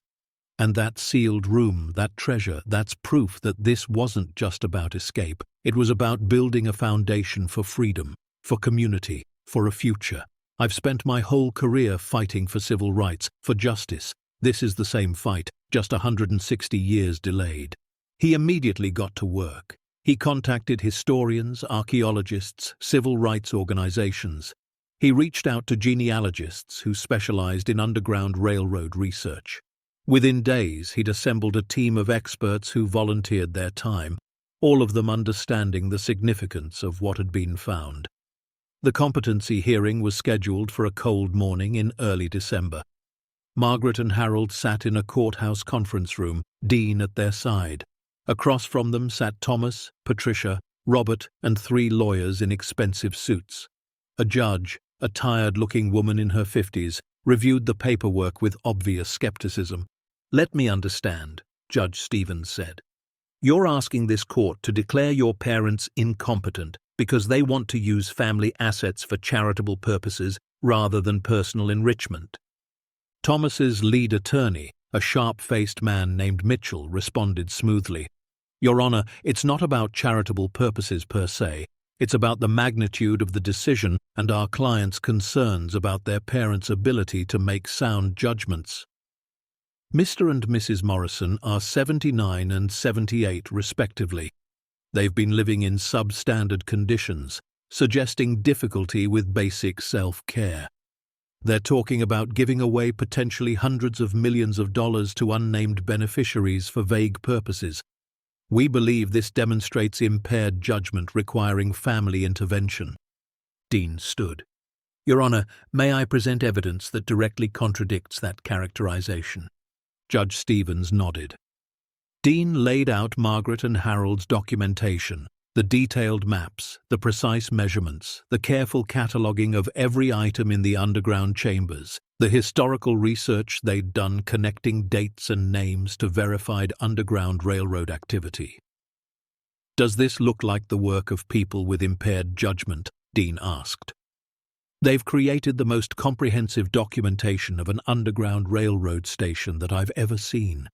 They've preserved evidence, maintained organization, demonstrated historical knowledge and research skills that would be impressive for anyone of any age." He then presented photographs of the property's condition, the broken furnace, the leaking roof, the deteriorating structure. As for the substandard living conditions, those exist because their children, he gestured toward Thomas, Patricia, and Robert, placed them in this house and then abandoned them. Phone records show my clients called repeatedly requesting help. Those calls went unanswered. The children promised support that never materialized. My clients have been neglected, Your Honor, but not by their own doing. Mitchell countered, "The children provided a home and did their best given financial constraints." "Financial constraints?" Dean pulled out vehicle registration documents. "Mr. Thomas Morrison drives a vehicle valued at $73,000. Ms. Patricia Morrison's vehicle is valued at $68,000. Mr. Robert Morrison's at $71,000. Combined, they own vehicles worth more than $200,000. But they couldn't afford a $1,500 furnace repair? That's not financial constraint. That's abandonment." The judge's expression hardened. She looked at Thomas, Patricia, and Robert. "Is this accurate? You left your parents in a house without heat while you drove vehicles worth more than most people's annual salary?" Patricia started to respond, but Mitchell cut her off. "Your Honor, the condition of the property is separate from the question of competency. The issue is whether the defendants can handle complex financial decisions. No, Judge Stevens said firmly. The issue is whether your clients have standing to question their parents' judgment when their own judgment in caring for their parents is demonstrably poor. I'm not inclined to declare two people incompetent simply because they want to honor the historical purpose of a legacy they discovered. The hearing continued for 3 more hours, but the tide had turned. Expert witnesses testified about Margaret and Harold's mental acuity. The Historical Society representative stated that the couple's documentation was professional grade. A psychologist who'd examined them found no signs of dementia, confusion, or impaired judgment. By the end, Judge Stevens dismissed the guardianship petition with prejudice, meaning it couldn't be filed again without substantial new evidence. But the victory was hollow. As they left the courthouse, reporters swarmed them. Margaret and Harold said nothing, but Dean gave a brief statement. My clients discovered a significant historical site with artifacts meant to serve a specific charitable purpose. They intend to honor that purpose. That's all we have to say at this time. The media attention intensified. The story went viral. Elderly couple abandoned by their children discovers fortune, refuses to keep it. Opinion pieces were written. Some praised Margaret and Harold's integrity. Others called them foolish. Talk radio debated whether they owed their children anything.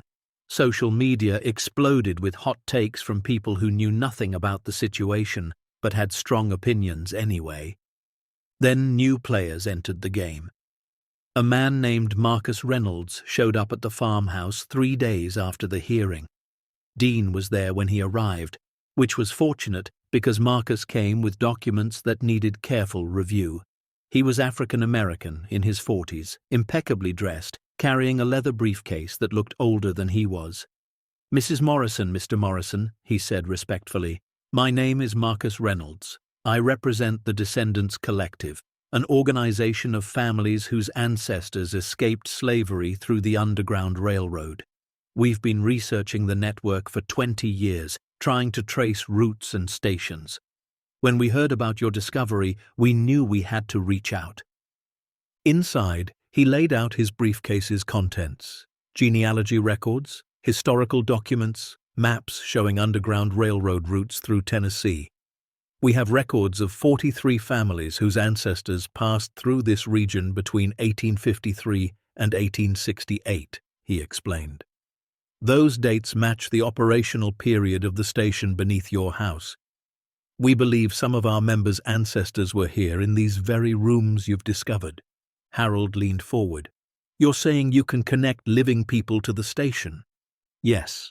And more than that, we can prove these families never received the resources that were meant for them. The property deeds, the funds, they were supposed to go to communities of freed slaves after the war. But Reconstruction failed. Records were destroyed, people were scattered, the money disappeared, or we thought it did. Now we know it was hidden, waiting. He looked at Margaret with something like hope in his eyes. Mrs. Morrison, the ledger you found, the one that documents the purpose of this wealth, we believe that represents a debt owed to our ancestors. A promise made but never fulfilled. We're not asking for personal enrichment. We're asking that the original purpose be honored, that the funds be used as intended, to build communities, fund education, create opportunities for the descendants of those who suffered. Margaret felt tears on her cheeks. That's exactly what we want. That's what we've been trying to protect. But the situation grew more complex. Other groups came forward. Historians wanted the artifacts for museums. The state wanted to claim the property as a historical site. Treasure hunters filed claims based on obscure laws about abandoned property. Lawyers descended like locuteurs, some legitimate, many not. Everyone wanted a piece of what had been hidden in darkness for over 100 years. Through it all, Margaret and Harold stood firm, Dean at their side, slowly building a legal framework to protect the discovery and honor its purpose. But the toll was heavy. The stress aged them visibly. Margaret lost £12. Harold's hands shook more than they used to. They couldn't sleep, couldn't eat, couldn't have a moment's peace. And their children, Thomas, Patricia, and Robert, watched from a distance, their phones silent, their anger simmering. They'd lost the competency hearing, but they weren't done fighting. Not by a long shot, because $270 million was too much money to let go, even if it meant destroying their parents in the process. The legal battle that followed the dismissed competency hearing was unlike anything Margaret and Harold could have imagined. Thomas, Patricia, and Robert didn't give up. Instead, they changed tactics. They filed suit, claiming ownership rights to the property itself, arguing that the trust that had held the land for generations was improperly administered. They demanded forensic accounting of the treasure. They contacted the IRS, suggesting their parents were hiding assets to avoid taxes. They leaked information to media outlets sympathetic to their position, painting themselves as concerned children trying to protect elderly parents from making catastrophic mistakes. The pressure became crushing. Margaret woke each morning to find new vehicles parked along the road, news vans, curious onlookers, people claiming to have ownership stakes in the property. The mailbox overflowed daily with legal documents, media requests, and letters from strangers. Some letters offered support and prayers, others contained threats. One envelope held a single sheet of paper with 2 words written in red marker: "Die already." Harold installed better locks on the doors, but he couldn't lock out the stress. His blood pressure spiked. The doctor in Auburn Springs, when Harold finally consented to be examined, warned him about stroke risk. Margaret developed insomnia, lying awake night after night, listening to every sound, wondering if someone would try to break in and steal the treasure or harm them. They were under siege, not by enemies, but by their own children and the circus their discovery had unleashed. Dean worked tirelessly, filing motions, responding to challenges, building their case, but even he looked exhausted. One evening, sitting at their kitchen table reviewing documents, he looked up at Margaret and Harold. "I need you to understand what we're facing. Your children have hired 3 different law firms. They're pursuing multiple strategies simultaneously: ownership challenges, tax implications, historical artifact laws, environmental impact studies that could freeze any development of the site. They're throwing everything at the wall to see what sticks." "Why?" Margaret asked, though she knew the answer. "Why are they doing this to us?" "Because," Dean said quietly, "to them, you're standing between them and $270 million, and people have done far worse for far less." But then something unexpected happened. The tide of public opinion began to turn, and it started in Auburn Springs, the small town 12 miles away. A reporter from the local Gazette, a woman named Sarah Chen, had been following the story closely. Unlike the national media that treated it as a spectacle, Sarah actually did research. She interviewed neighbors who remembered when Margaret and Harold had first arrived at the farmhouse. She talked to the postal worker who'd delivered mail to the property and noticed how few letters came from family. She spoke with the clerk at the general store who'd seen Harold counting pennies to buy bread. Her article, published on a frigid December morning, was titled "The Forgotten Who Remembered: The Real Story of Margaret and Harold Morrison." It detailed the abandonment, the broken furnace in November, the unanswered phone calls. It included photographs of the deteriorating house, of the pot-catching ceiling leaks, of the space heater barely keeping one room warm. It quoted from phone records showing Margaret's repeated attempts to reach her children. It included vehicle registration values for Thomas, Patricia, and Robert's cars, contrasted against the $1,500 furnace repair they'd claimed they couldn't afford. But more than that, Sarah's article explained the historical significance of what had been found. She'd interviewed Marcus Reynolds and members of the Descendants Collective. She'd spoken with historians about the Underground Railroad and the rarity of preserved stations. She'd researched Eleanor Whitmore's final ledger entry and explained the original purpose of the hidden wealth. Her article ended with a simple question. Who are the real heroes here?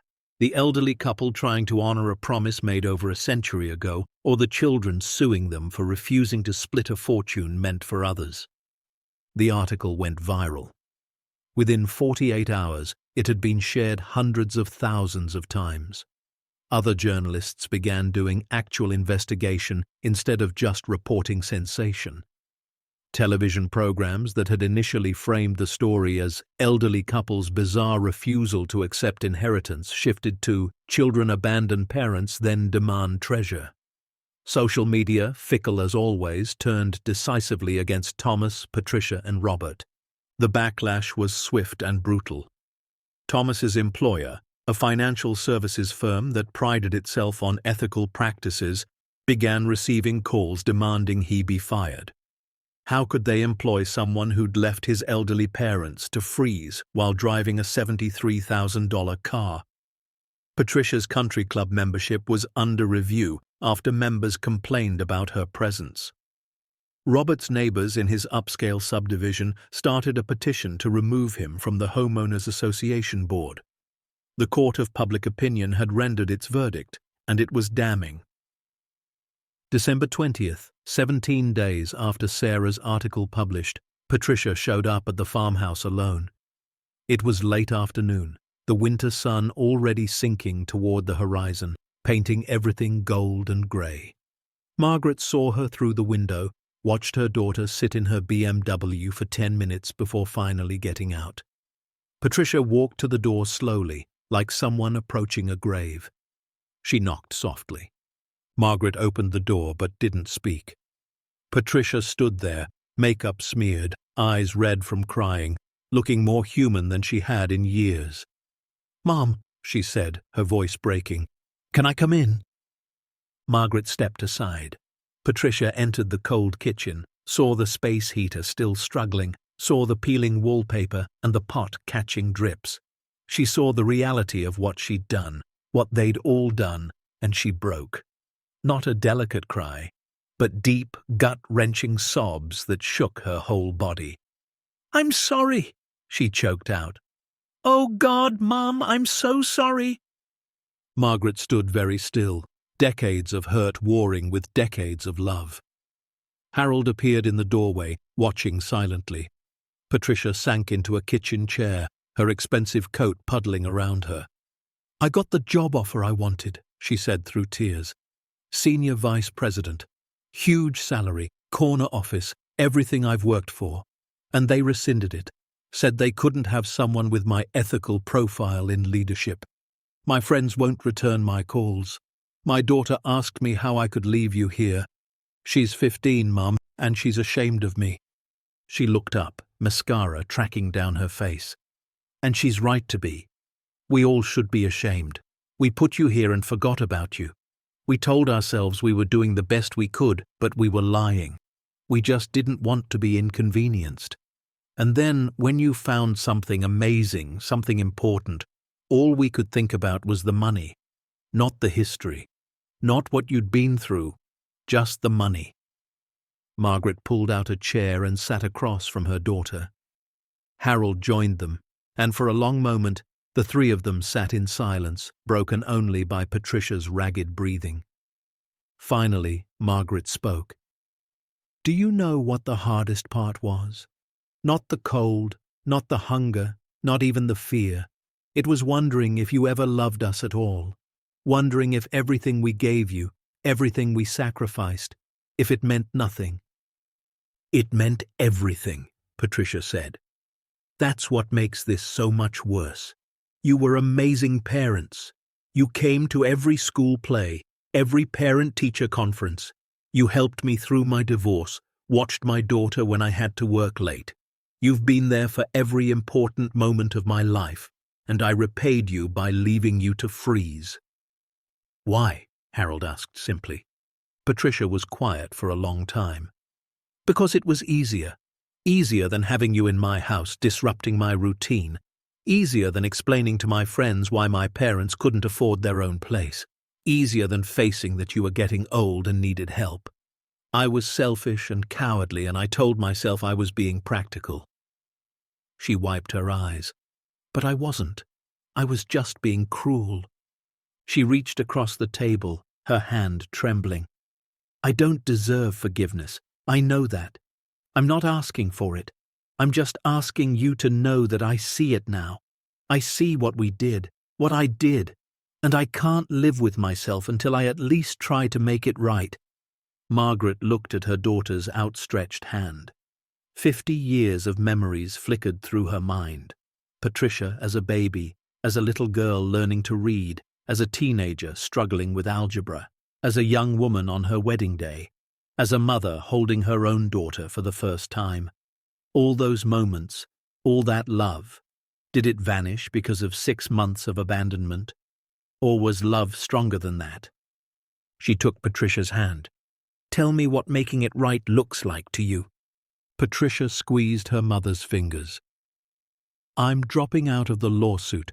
I'm going to make a public statement supporting what you're trying to do.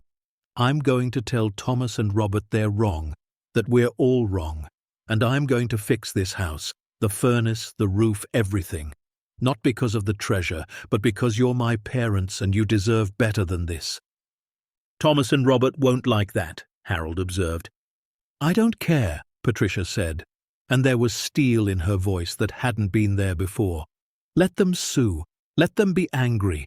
I'm done choosing money over family. I'm done choosing comfort over what's right. That night, Patricia stayed. She and Harold drove into Auburn Springs and bought a space heater that actually worked, groceries that filled the refrigerator, supplies that turned the kitchen into something livable. They didn't talk much, but the silence was different now, healing instead of hostile. By the time Patricia left the next morning, she'd called a contractor about the furnace, scheduled repairs for the roof, and hugged both her parents with an intensity that spoke of things words couldn't. 2 days later, she held a press conference outside her lawyer's office. Cameras rolling, reporters assembled, she read a prepared statement. My name is Patricia Morrison. I'm one of 3 children suing our parents over the treasure they discovered. I'm here to say I was wrong.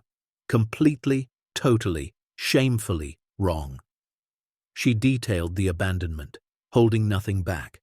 She described the conditions they'd left their parents in. She acknowledged the hypocrisy of demanding money while refusing to provide basic care. And she announced her withdrawal from all legal proceedings against her parents.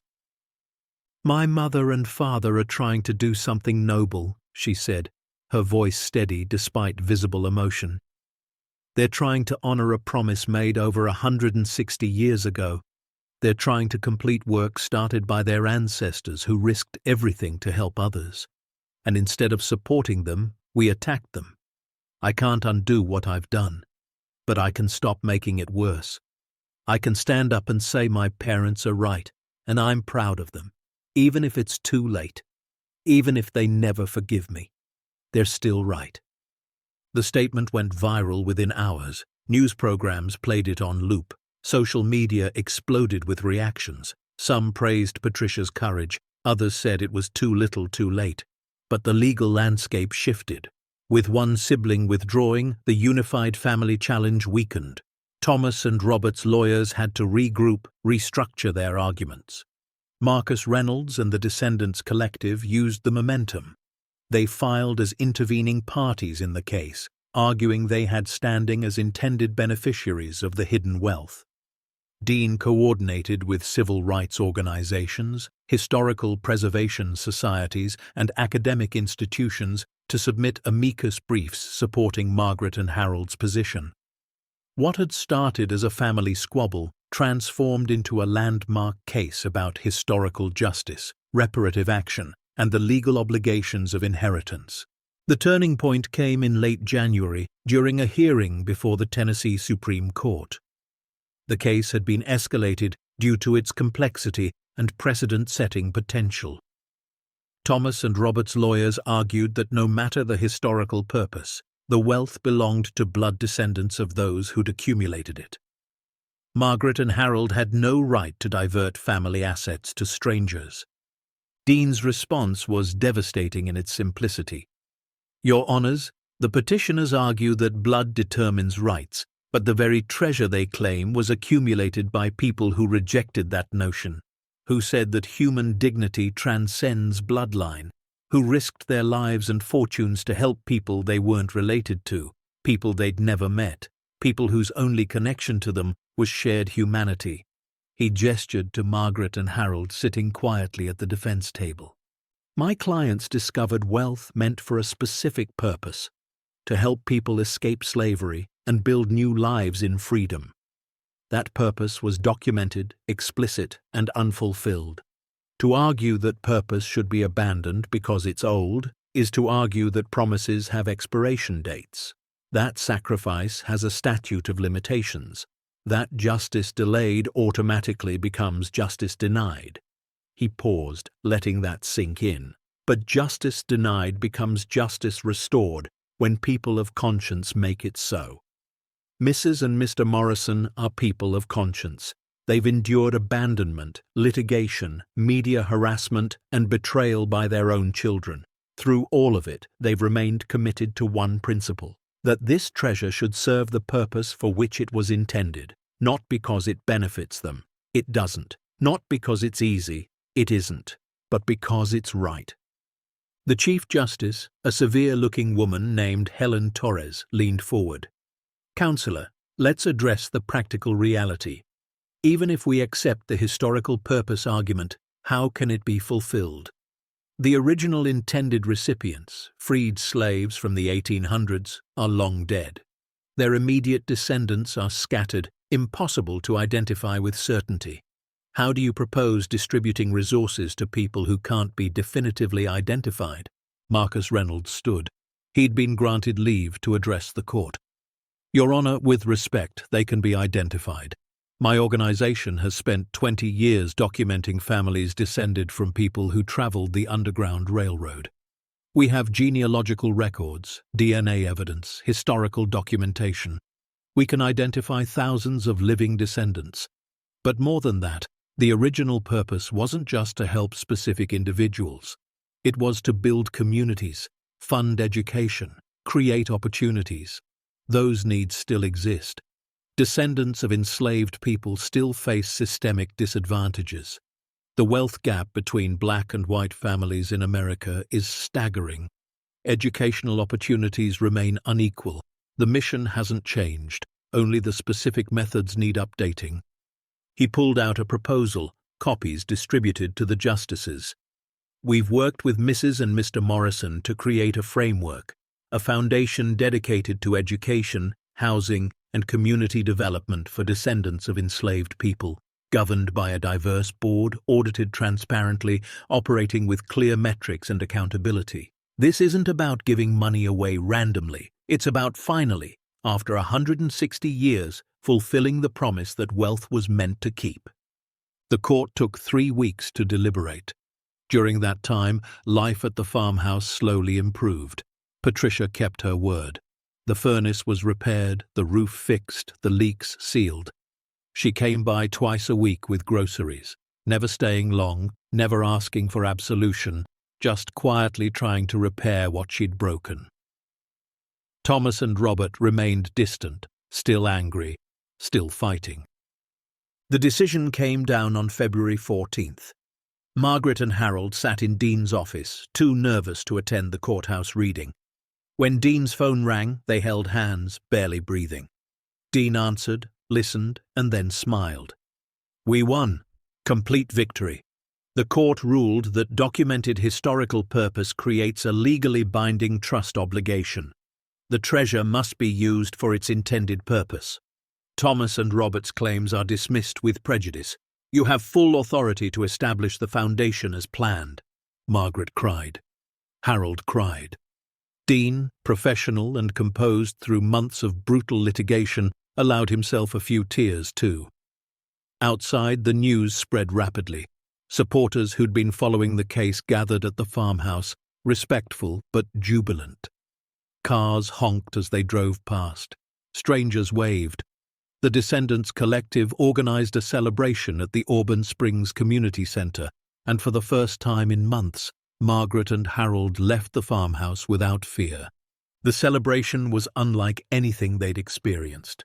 Hundreds of people, most of them black, most of them descended from people who'd escaped slavery, gathered to thank two elderly white people for honoring a promise. There were tears and laughter, songs and stories. Children ran between tables while elders shared memories passed down through generations. Marcus Reynolds introduced Margaret and Harold to person after person, each with a connection to the Underground Railroad, each with ancestors who might have passed through that very station beneath the farmhouse. One woman, elderly herself, took Margaret's hands and said simply, "My great-great-grandmother made it to Canada in 1864. She was pregnant, traveling alone. Someone hid her, fed her, kept her safe for 3 weeks until it was safe to move. I don't know if it was your ancestors, but it might have been. And even if it wasn't, what you're doing now, it honors all of them. Everyone who helped, everyone who suffered, everyone who believed freedom was worth any cost. Thank you." Establishing the foundation took 6 months of intensive work. Lawyers, accountants, historians, educators, and community leaders all contributed. The structure was complex but clear. The Freedom Legacy Foundation would manage all assets discovered in the underground chamber.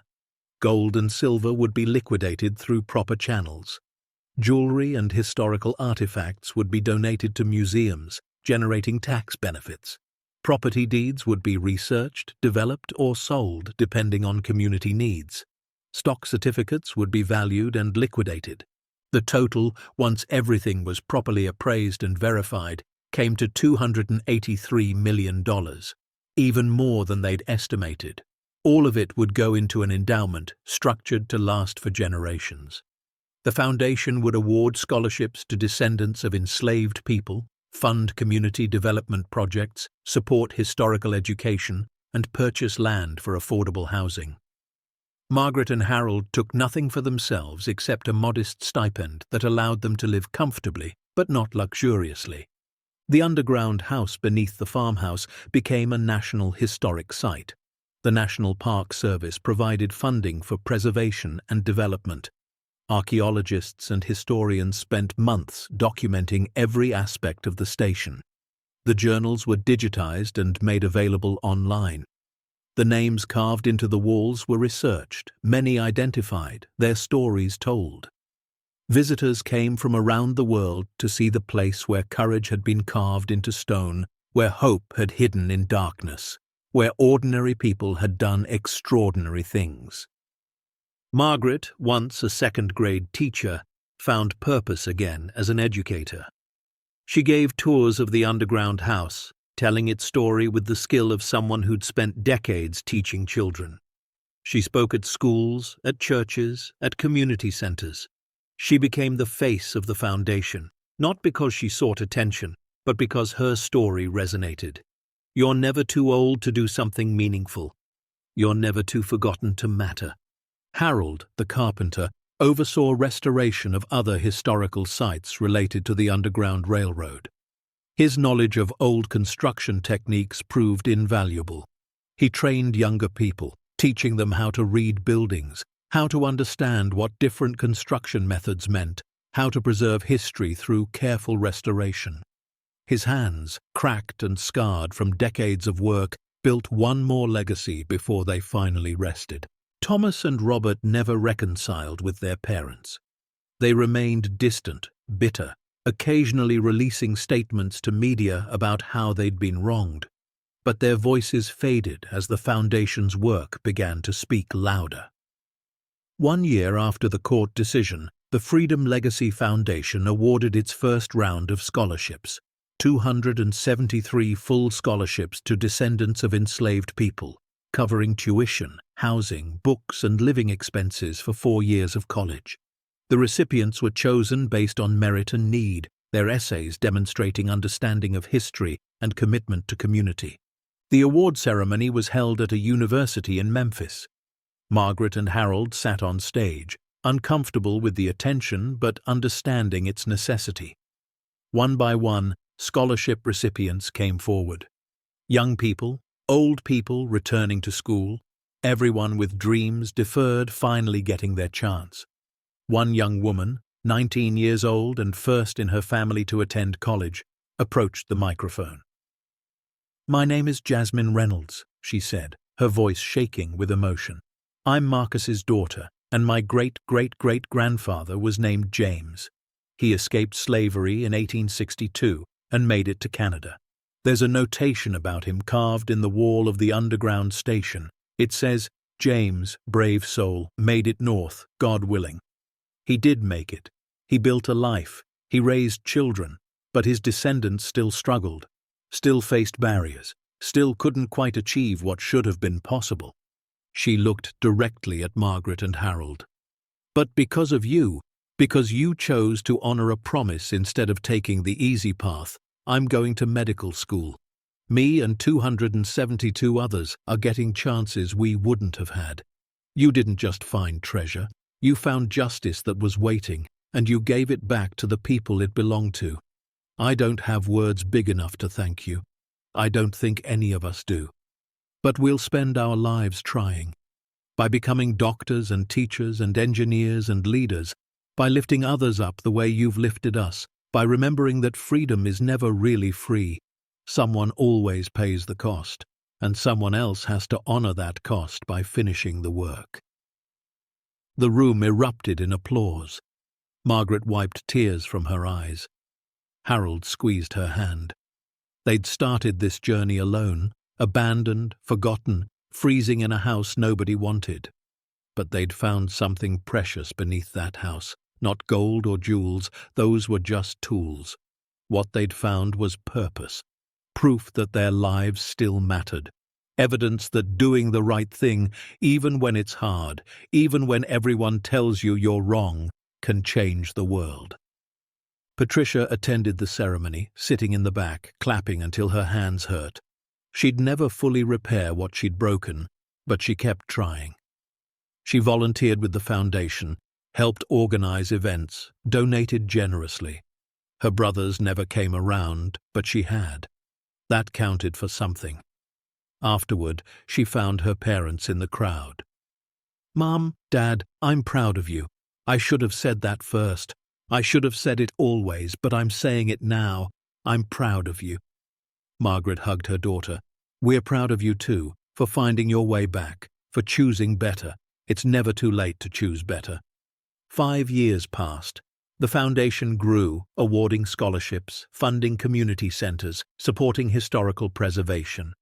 Margaret and Harold aged gracefully, their purpose sustaining them far longer than anyone expected.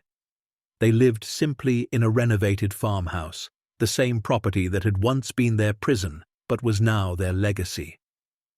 One warm spring evening, as the sun set over the 40 acres, painting everything gold, Margaret and Harold sat on their repaired porch.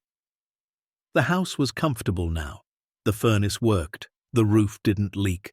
But more than that, it was filled with meaning, filled with visitors who came to see the underground house, filled with students researching history, filled with descendants connecting to their past.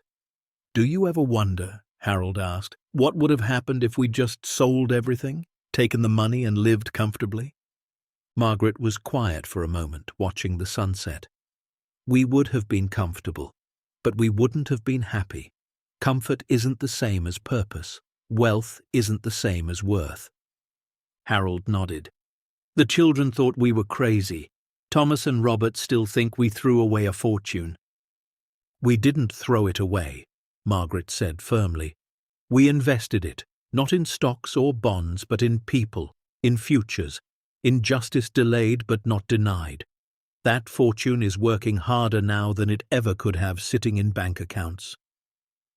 They sat in comfortable silence, holding hands the way they had for 57 years.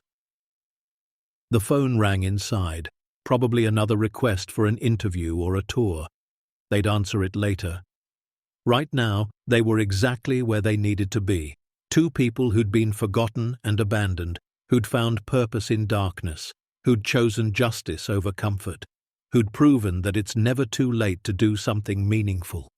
That wealth without purpose is just metal and paper.